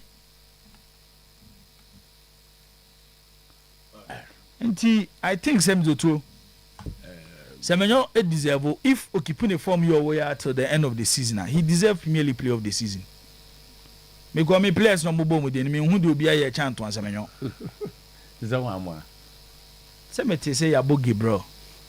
Yabo yabo Bruno Fernandes. Bruno Fernandes e carried by ye. Gabriel should do point beyond say injuries hano. But when you talk about consistency, can be say what Premier League needs this season. Yes, Liverpool are not performing well, but anytime a Liverpool will be on, there's one player standing out. Soboslai. Arsenal, you can't once mean. One particular player at Arsenal has standing out throughout the whole season. Raya. Her Semenyo season started with Bournemouth, about Manchester City. At a single point, I because Semenyo for Madepe. And the Premier League Player of the Season should be a player, Mr. Two. Why you consistent throughout the season? And you'll be a do part be no about Crazy and command the Player of the Season. All right, Semenyo for good Premier question, League Player of the Season. Yeah, but somebody will come home. Babo, yeah, about saying. Be microphone am now can league as I was say there na fe menti ase I was got to nka ho na na go heavy age 20 I don't know about another place nko no I don't person ko atika chire bokuru Oh, okay. Now who match is there? Oh, yeah, na me run the ball. Apart from score line. Score line, Ngovo no na kutabo no eche kotokofo. No mbo kutano eye. Eche kotoko ball no. Nti enura se. I want to me hold you. Hold ball no. Eche kotoko no. As I said, the All Blacks has boy. You say na omukura ball no. Sorry, it's a game. No, so kutabo no eche ye. Then I said those teams are able to some midfielders, creative players being here there. So if you are watching that, we always league in the park. Boys now, no more boss are waste. Other teams no will be. From rings with me, almost scouting systems, you know. Yeah, Juma. And I'm usually say almost all my boys in the car, my talent in the room, no more in more. What about coaches? Miss Anna, because and yet, and Shebby and my woman, Tama, who talent in the room. They allow them to play. Yes, and Rasana knew when I'm going to go for it. It was almost supporters and I had when they say more dear. Because I'm about to stadium. But it says, William Bacho, yeah, Metty, as a coach in a boss of water. Be a son. It's the other pay. And we are not paying. About say, Okaza send me no question. Put them so. You make us no question say any pano. We am bisa. Did you be can say? Ni pano catch say. Ni pano catch him say. Say, as you coach prince are shina sum. Okay. As ya kwa no ko busa ne senti wa de wo ye. Na mo stadium. Oh, na mo stadium. Ohun ya na no stadium. They see and say yet one of them who did be though. And I Musa Papa. Almost a second, somebody says second goal. And about Papa Dimrika. Minim where he passed, how he was able to have access to the inner perimeter. No player no. Papa. Support Papa. When you know, just one boy cry. What is it? Be 40 days. Na me MTM is 40 plus. But they foul there. There's no cause of Pamo coach. Of course, of Pamano. And self defense. It will call that at all. Self defense. There's a born air course no. I don't call that at all. Say on sorry. Bounce that at all. You can't inside until it just more than the mean. But I saw him go in there. Say, "Pamela." Me guy didn't come about 10 to 15 minutes. I don't know go here. Oh, me say come here and me say me say the team on want to chire musa. And no be naked. And musa David and musa say na ura na ni see abacho. Was my sasa na me ura. Police watching. That be me piano bar men get to okoy and me say me teze so na abo coach no say that be was the coach in the bonus na no na bonus no na bo coach na so coach in the bonus and as must do or what ni kire was saying and as must second goal na wo no be share this ankom me pass him teze mbusa so same thing na me call all the so far yen hu obi obo no oh but oma me am ye no mo ye closer to the incident and no more dag out no and no brief ba ko frame say I confirm asa ma esi na dey arrow la video case yesu ntwa say me say about the me can about sentiment wo dey nipa catch on our report da be nipa noa of coach ni bona so no dia bu no na me ka say me ka say o ha ne say bi obi na ka o the me can say ha ono dey o catch us e bonus ah e bonus ba wo hu say e bonus o mi huni Who is here, boy? Ah, me boy. Me blow no. Na me crowd me so on the ball coach no. I don't catch him say derby. Coach him the ball no. Me ko busa say must I na ko coach na so say that senior man na me da ko yesa. We coach him the ball maso. Almost send video bi be na. On va zumbo no. We dem ma I solo ba je. Baba say ni pa me say azumba. Oh baba na ye like minimum how he got there. Because for you to break security breach. So mo say ba ko na e wo sa gate na e wo VIP won na omuntu sa gate omuntu ntu ko na mo get omunye very careful to bia sorry otimi wuram o say e ho na ya na mo information. But a known supporter. No, he's not one of those known ones, of course. Me I saw him. But the animal they use Oma Yen woman in you. I mean, me was Let me want it.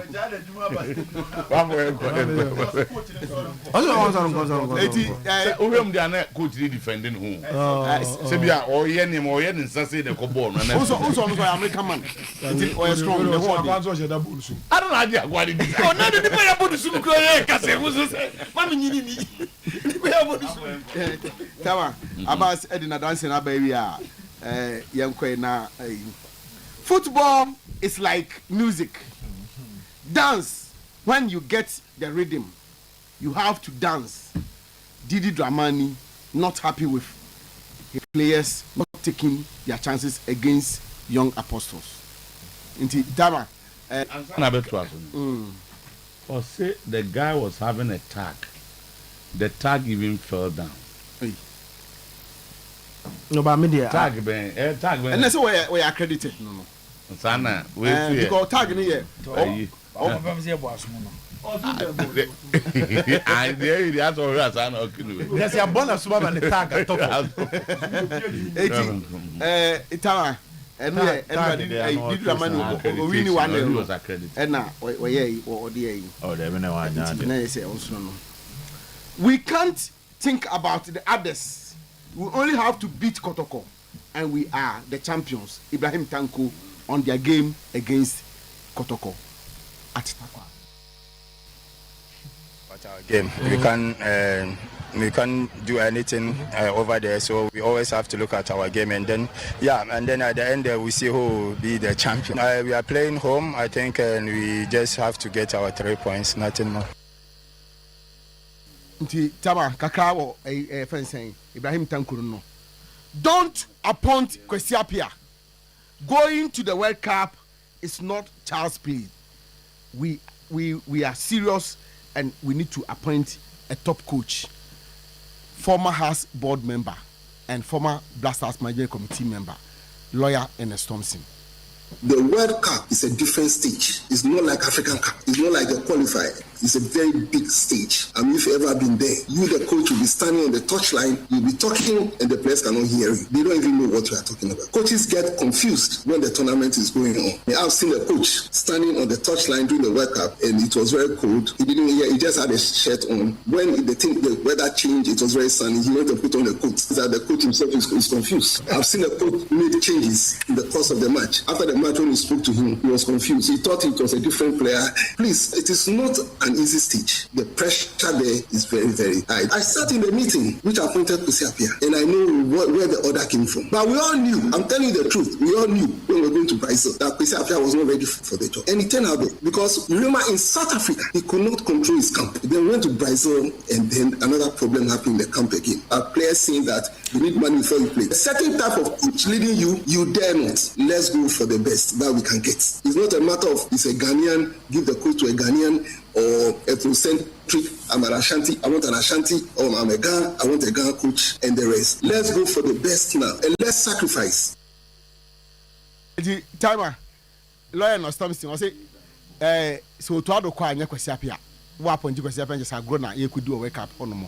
When I say Kwesiapia didn't be more for was say among coaches, you consider no.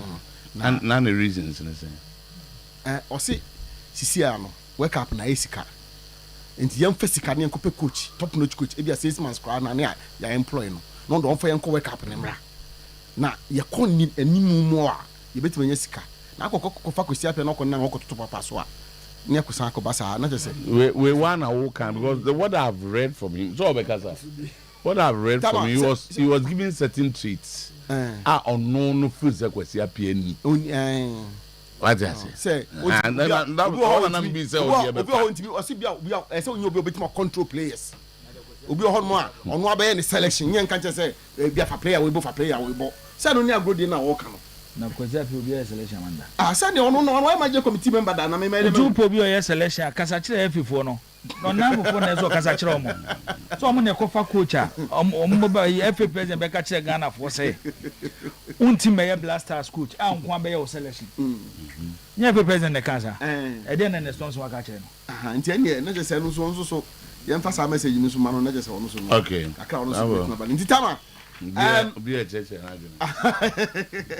Former supporters leader, former management member, now general manager, Edmonaka.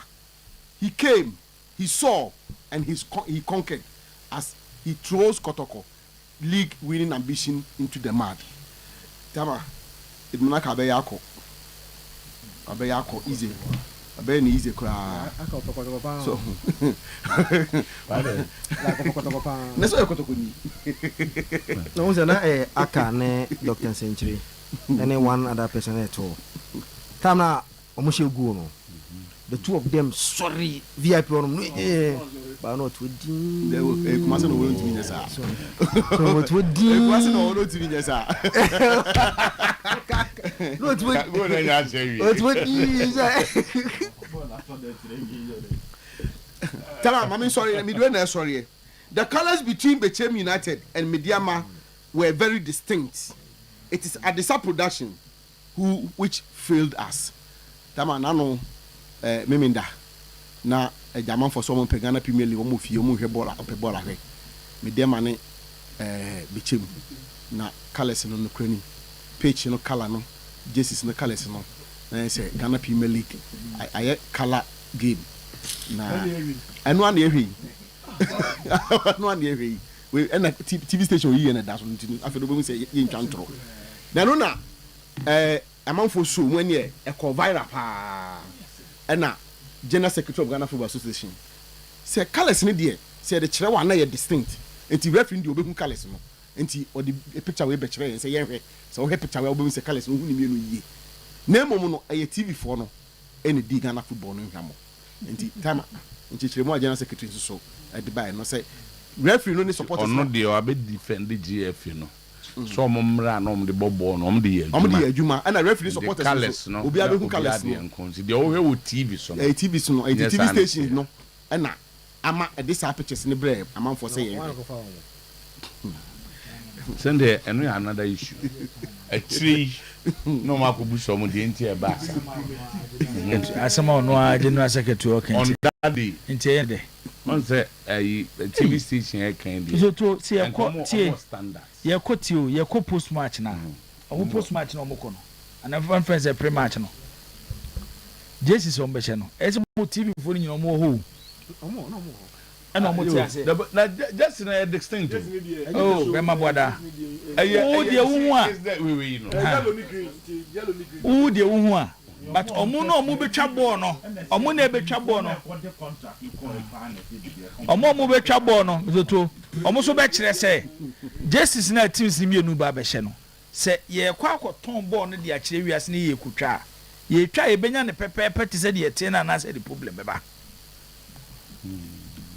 yo mo mu TV no mo enyo mo na abon enyo mo na abon me say obekọ pre-match to no mo ni ho kwanse ko be hye mo home jese then is so me my pictures e clear pictures no picture be na e clear yellow ni green so yellow green so yeah we mu green no a close colors so these colors are close colors so plus the green pitch there be my good shot obre omo camera na enye papa omo ni o ma na enye bavo bavo do no problem ti mo hwebo aboji mo nse team bi no a she colors bi say that see that yeah mother media colors normally no media would have used the bus o hwebo aboji no won say team bi no bobo a she jesi bi say time am pacho mawi TV be oh ya dibo sa se ma yo ne nko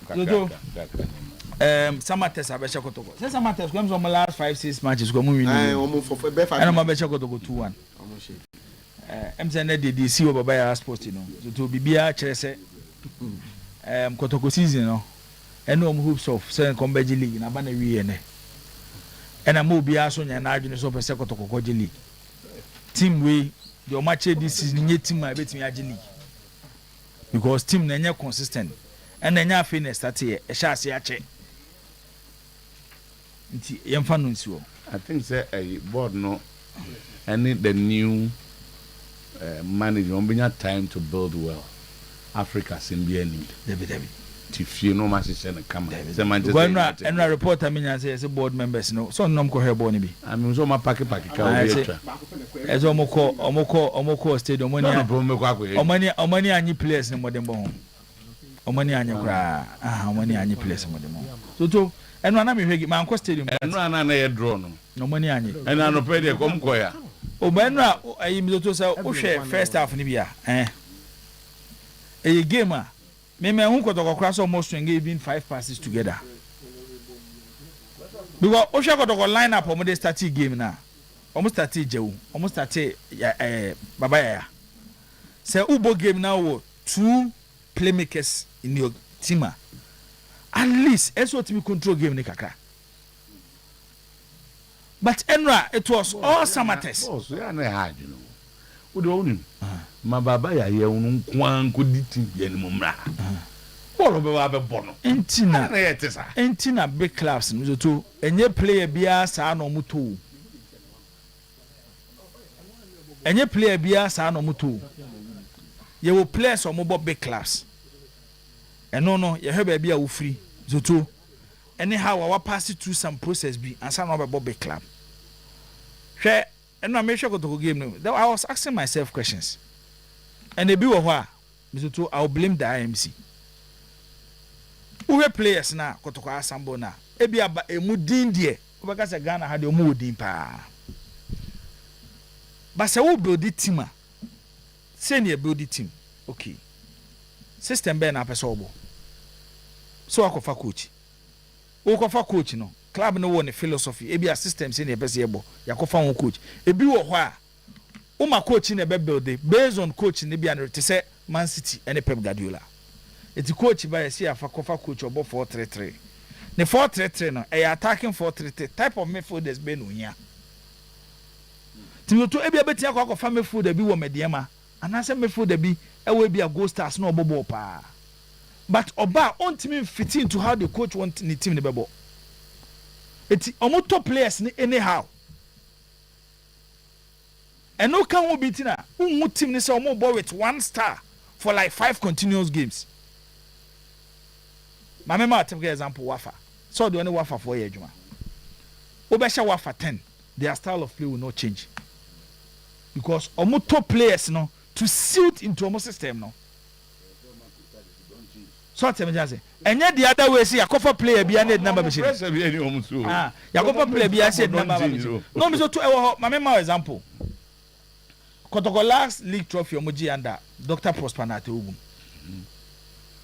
O de hwe players and wo Kotoko. Who say omo how the team wants to play and no matter who players. But no boni akoto to players ni free baby a ball ben na pesa wo bona players na akoto maba no. Omo fitting to ball na pesa wo bona na. Ebe bi owo no ya ade. Enya wo ya ade o. Be no abi wa. Debi nya sa na ye no. Enya sa na ye no. Zoto ye nya ne sa. Eti debi anu bo so be wie no. What is some players be build the number bre na aba be yen kwan. Enti be wie season no. Na wo say yi bi afi ho. And we are watching the game seriously. Now me feeling for fans and Omoti Stadium. Se Kotoko pa home game against Samates. Na Samates na dominating play. Na Kotoko ntimi mobile 5 passes scrum mo supporters mo monsem. Baby a stage na do no. So too. Me feel say opportunity to rebuild. Yes, it's a bit depending on the board. On say me board ne ba na can say. Obi anim say coach means no na be Kotoko coach next year. It is a coach bi kura be ba. Stage here you one be coach no. Coach. Say here. Kotoko mu yi coach Prince we are on team we are. Meaning say there to be a foreigner. Enya Ghana ni. To be a foreigner. Enya Ghana. So be ho so no na says we school. And nothing na make say so too. Time na announce so board no. Ene baby na Kotoko gina no. Next obi agitum say Kotoko season no. Omo boabo omo for next season. Enye league gi asem because league ni de Kotoko free league gi match. Senior so mu lose match. Oye. Why? Ano. Oh, supporters them to. One say Oma supporters lidiwa enyoma ni bi eba no no. Oma supporters di wanim so mo na e kire wo kwan a enyoma ni bi eba no. But we go team we are clearly so to say go team we league this season why say kasa Ghana league we standard about the most in the na ende esi momonko momonyo imagine so moko pe league bia nko fa kakese bia makuru a ko fa problem bia ma board okay. Start from so next season mo prepare team for management naba omunya a particular star say be a coach no ba na team say na person e boy ball no mo to who players because players ni bi o am to okay because me boy yo mo fan from nations yi eno na me hwe no Prince Badu aish bia no na anye ya ma onye enu anko ba bo so mo papa bia da o se kakra ka no abeti coach ni ya de gigra afi no abeti coach ni ya de bi sika omo bebo ene game no so gigra mo so di dogo eni donzo ebe yi no attacking midfield dey do mo free game am say eh also win game be na we don ba hwan be create am mo onya 3 points hwan be create am sa attack so ka ko ju odi na e akebe ka so ayi oh dem the compa say boys and modern ball from the do na modern ball from papa that's a very nko ade these are players who did well with teams on my select your member no you see it come back to profiling the player that you bring in. Prince yeah Jibo can say me now and the name nations for neto must say if you ask them the only thing they will tell about say Twitter and is attacker yeah that is all but and then modern football no even in case of control game no but what tackle we are you should to pass so ya no ma be dinam so that be you see don't yanka what people be agent there be to odi adon no there be yanka say onu no control game no but after tackling have you watched Casado and Casemiro so tackle odi ban na mobo ni mo no David player be na odi bo yo odi nkasa jeko David sa pass ready yeah what they be so but if you have watched those DMs now omun control games ni mpono and along with omun control games om destroyers no and what Casemiro and Casado like I'm telling you their passing ability Casemiro is the best in terms of DMs obi no pass better than Casemiro and recently a boy I actually recently oh that be like DMs in the last 10 years Zakito just on audio and okay have you watched the City players against Rodri? People they fighting because he's on passing well very forward. Ebia na Rodri Mudiano a gift Rodri Mudiano short to the enemy no he passes no he does it me say and twice both Haaland and Cheki no man you bone why who just check ballon d'or oh change passing there so in the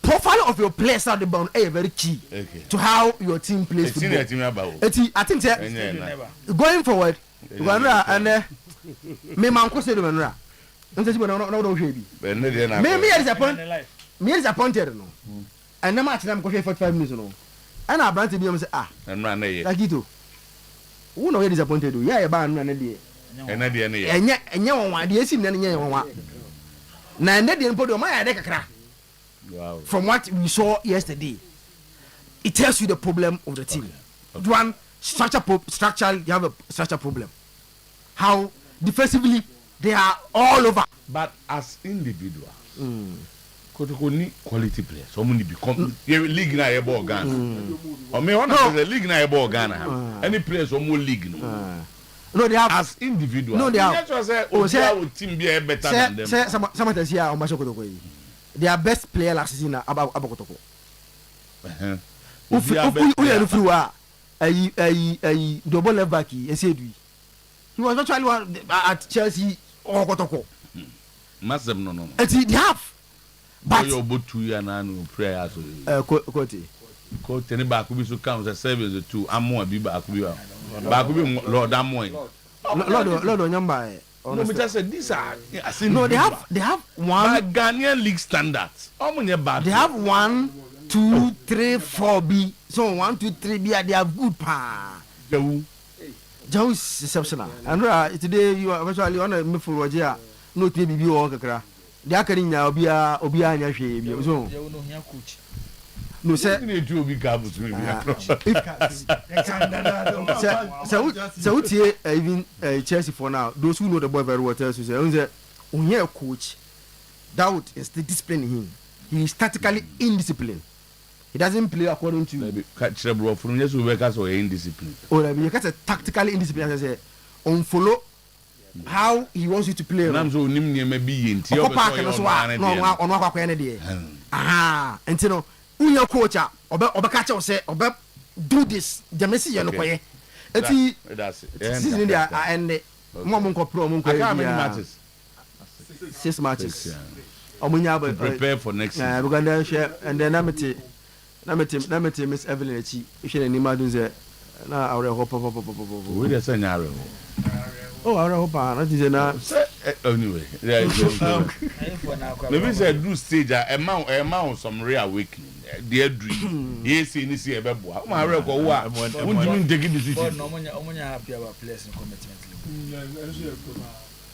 then goes back to a coach commitment of players there yeah na to aye first thing except Kotkoya announcement say home matches na aka no VIP tickets per number ton popular stand no omo be any free their supporters I didn't try see say aka 2 matches so home younger post only choma na head no mfancho no mfampata omo bo no mabo krum hafi o mfampata supporters bo no mabo akrum hafi do to esenke ese che supporters na de especially the last 4 home matches on mabo krum the ba ko chita fo ni fro no mani age nations on the last 4 matches got ko lose 2 of you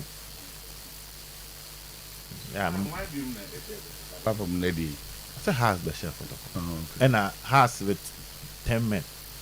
Only has your own fan count. And a vision so when they say to and a vision so by and also the 10 men. Every ball bear 70 minutes. Bear 10 men bear 70 minutes, 8 minutes kotoko dia. With you come ajibu, with you come as a kito dia. A 7 years say kotoko coaching problem. And my insisting on this. Hey, when you are making changes, you should elevate and then a bit more solutions to the problem. You don't come down. Sa 7 na debia make count so yes say zitunya. Ese se di oba be sisi to anan no. Oyo obia how na sisi to nya ade no obeba be solve. It has nothing to do with nipa na oba no. Ebia nka oba bi foforo de ebia se yi Hamza free ho Hamza oben and ye the coach Prince eba ye nyina be tuche so he is ahead of Hamza but so we easy to free because you think technically we have a problem which at that time you all admit as a results no enko ya and yes we yi na free so person ka be bia open no wo no o yi na free so person san ko animu dia put it 51 oh enti me enyi ade me ma so ba na ati ko to kon too much enti say we ye changes na the say Jibo now na our highway and I can point blank say there matter sempeni for person mo ye of Prince Owusu and Hamza combination it will not solve the problem not because ebia ya sound obi abeka omo ho because omo ho dada nti omo ntena ni amfa nipa foforo a gidi say was it to level above Zito and eba ebia betimi lead to nsesa football you need 100% formula by our formula bu am so to try out your chance of being successful no was ro chen bi I saw the bicycle okwa akra na wo ka chem say obeduraja bus betimi eduru traffic betimi akwa kosi na me say traffic betimi akosi bicycle speed ben ko no dia kosa no but one out of 100 we have our into the point is you are dey bia wo ye no letene ti kwan na na mo nam so no na kwan ya dey ba be wie be ati aye ken and they got about 28 matches over 43 points Otuo an average of 10 and the number 55 About 55%. Kotoko lose over 45% of the possible points. Sign and community. In moto 1. And then we are talking about Jew. Share time and I do be me yes Jew to Blaster. I had last 7 matches. Now had yes. And then even Albert more crab or cry you asking yourself the question say now Albert Wayne. Albert one or Wayne. And I shall look at the kind of goals Kotoko is conceding. Prince Bedubai, the first 2 matches. Now Bibi actually say Zito had a plan for him. Because now Zito kept on complaining and he DM no. Adabo Pra he needs someone else. Into about said here, Kotoko Baseke, Kotoko Bebiani. He was getting the applause. After that, then I see what has happened to him. What is happening to Peter Aqua? Where is Kwame Poku? Yankasa problems when they knew what during the players are dropping. Yankasa knew what during Zito. But in society, you know, and at least new manager bounce be ever energy being best team. And until you start yana Coach Prince Mobile 2-3 matches. Me Samba can say media magia to say it is over. But coach for front of a Banyoto have worked with foreign coaches. You would say Duzebo. That time yet. Very good. No, so Ofri way, Burkina. I am telling you, say, even at some point in time, knowing the players it taking the time foreign coach to even know on one Kasani team, let alone to understand the league. And then the time foreign coaches know. It's the best thing is if you intend bringing a foreign coach, Fanny Brand Temsabrim so to say and your mighty. Oh, yes, on betna bench in pa. He should be around because to your boys they feel that whatever they will do, coach will be on starting. And now whatever they will do, this coach will not be there. So the recommendation of this coach Kodoko youth team players no. On starting you so the recommendation of this coach enkoduru behebia. It's our seriousness now open. Some of these boys will be like Adesika. Abbas. Yeah, they can work around the on a pay your national chairman. Why they? Oh, Michiano, the Obon Homodin. Oh, okay. Yeah, I see the also Bedia Jumain. Why are they Chembacono? Oh, you are done for no. The home immigration. When you didn't you be about to Obon Homodin. Everything so born Homodin. Okay. Bonus of born Homodin, I will so bet to us. It is a card you always see ourselves. Tea on a pay a Chiano Nejuma power, dear bar, House of Fook, and Orion Galayo Moko Stadium, ya, Nina, you see from Sano, Kotokofoka, so Muyebi, and Rocco, Dumo Bonachiro. As a man Zuabono, with Timin Kalanin Timin Tonomono, Inti Danasi. So, may there be any a Casa League, yet you started preaching via Chester born, baby, a direction. I'm no. I be hardening, Umube se bonum. Now, ya can't Basilas, I born. Okay. Says any reborn, your breach on Momo. Then you're born, your breach on Momo. Who cut up parking as well, who break papa, so then I say, what jay. Oh, yeah, what can you do? She those time you shall much to my Lawrence J. Question one day, fire block one fire. Oh, sugar copy. You show one day you do the numbers in Bonhams in Evershamu. A show fire block one fire. So, dear cancer born, your dear children be a dispensers in a casa. The green in your the aguni and so any the castle. Inti a council munti by Eddie and I come and one of Cosaba. Baba, there were 2 quite boy. Any Abbas, but you do 2 quite outside. I about 10. Outside. Now, make I am Fanamenco. About Swako. Ah, yeah, Sabrina near Buya. You call a Yako, ya kwa Kaladan, ya kwa Boligan, Nabat, Kubi. Boliga. I don't know. Just like Mali Mako d'Ivoire. Wako for it. Mali Nico d'Ivoire. Start Mali. Also, ah, that's Mako one. I can't. There's a parliament as I prove it. Yes, I know Monco America.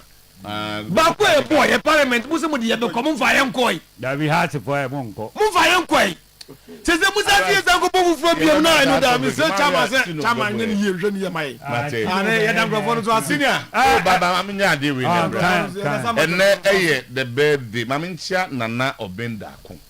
on na yekuma unsene ehne nana pia ene Henry Tamanu birthday born sorry ntimi nya me botino Henry Tamanu ni eta friend of Sanchez ana mafia senior Adam papa no and a Docas no say Docas be Docas or Bayport or no so na mo birthday be na me am wo fast akosua me ya pia Holy Trinity Lutheran or no so no fast apia and afi me am ba akua free Acheampong boada na so ma me so birthday ma me boada honorable ma boada and when you 20 years oh right and then our papa better great chairman yeah director and pa ni da protocol supporters every akupa I hope ubusa ba se nyasem ketwa stadium maybe krasi nipa da sugu na enya hwe na me de soboni nyina me bebo ye mpenimfo I am no beginning no me de make can pray din say nipa beka because beginning no na mka say sabe yes na kumase for ma pa kofa kumase for ma nyina ebe gina na buso om say o mo koto Holland ntema garment ya tele ni be no om de ma no wo bu be kire obi a yes o ye qualified tailor say de nipa no won krakra wo betu ka akoma no e dia because what on to my boarding until beginning me kasa mo fatim no ma local coach because ya boka out of prayers until local coaches no mo aye o mo antie o mo awie ye no no o mo awie ye ni enim gwase no kan na kan o mo kra na kan o mo kase o mo fo mo anim gwase ya kanu mo fa na ba se kanu ye de ye di bo achiacho ya hwebia ni boys no ni wo mo na coaches no so e ba no wo mo bobo no ye hwe wo mo bobo no ye hwe wo mo wo mo sabe ye coach no so ye sa hwe enti enim wo compare to the time na wo bobo no and say coach wo mu coach from no ye nim Etakra so kokotoko match na hwe bora boys no ba obeka sie ni coach na performance atete ho enim ko se mo na kamo maybe cameo make a crab na kame be mo na kase no kamo because mo na yewura e dia na se na me hu no o go say dio na penkra na ene o chimsa na wura ho ne pa ene what tesro what a won timi o jenzo ma yo dey be o ma na ye o baba so chamba recovery ampan for my o mani nko because nyama na players ni mienu ye no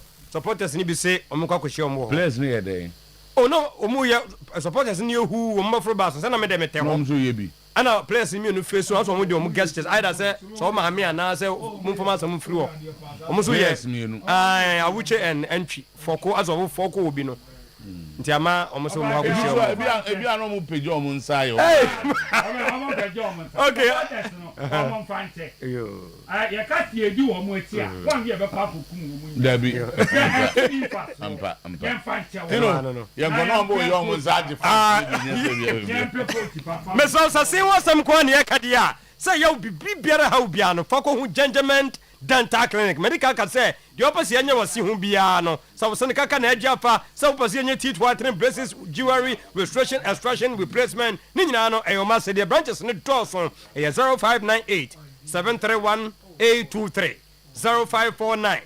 906 588 na just awoko kompu Ghana de ade na wo ye no me se abre no nyantwam wo se efrida na wo sha ase kosi 12 of April to ade ne nche wade ni nyina ne se 40% discount ni ate de free Samsung phone na button so LG Livono Tecno Infinix ya te de free so uwie pa e pa cho ye wo draw bia enche na ye kokohwim ni nyina ne se shop 1000 Ghana uwie pa na just draw no kukuro wako akowuram wo chance of smart TV laptop and mobile phones and also betumi enya kompu Ghana de nationwide babia ubeshia no 030 275 2020 030 275 2020 0243 143 143 na nyama konkan wo wasum dwenti Dr. Sam de biara da wo penupa na de abehwew ne non kwade se ani hu yade biara abofana complain ma me ye kire me hu no ye na o se obo abofra no nya na hawa ka no e wo se utwe pressure na aba woni so glaucoma cataract ninyi nara Dr. Sam eye hu adwuma wie pe no onwere odwene mema ho se bema be face because bema wo bo w what destroy everything oba bi ehye bema bi ofi se masa emfa na so bema bi hard enu nti ko ho na afi wo mo hania ulcer gono stroke blood pressure sexual weakness prostrate ninyi no doctor eye hu adwuma me se ba bi wo no na asesa se so be hye no abrepo First go filling station ho and I be who Dr. Sam 0243 001058 uwie pa ka ne de obi aso okrabi ebinum bo den omde twamene bo nanso ba kopa German company friend say before wadagina to no Isaac Button I go 20 motors kuma se tana so before so bedu Yasanto main gate no wona din kan cars ne sisu no Vozi Noah Center Vit Beta Honda step wagon upe German American cars ni nyina so na se de e wo mene se ne car no kraba F na fe no so bo no so eda form 0249 849 972 0249 849 972 the news team at the eba no Franco aso ye nyama ne de otete so anso otete so to Nokia Samsung iPhones no ko type bia wo pe bia refrigerator microwave blender generator gas electric stove CCTV camera to igram na fe hu ne kromfo bia wachi ajabadwo adum old man konkofo clinic new kejetia 0245 316969 0245 316969 news at 12 upness Oyerepa FM ni yade kase ba we na mo ni wi ase ni na bramo mutio wano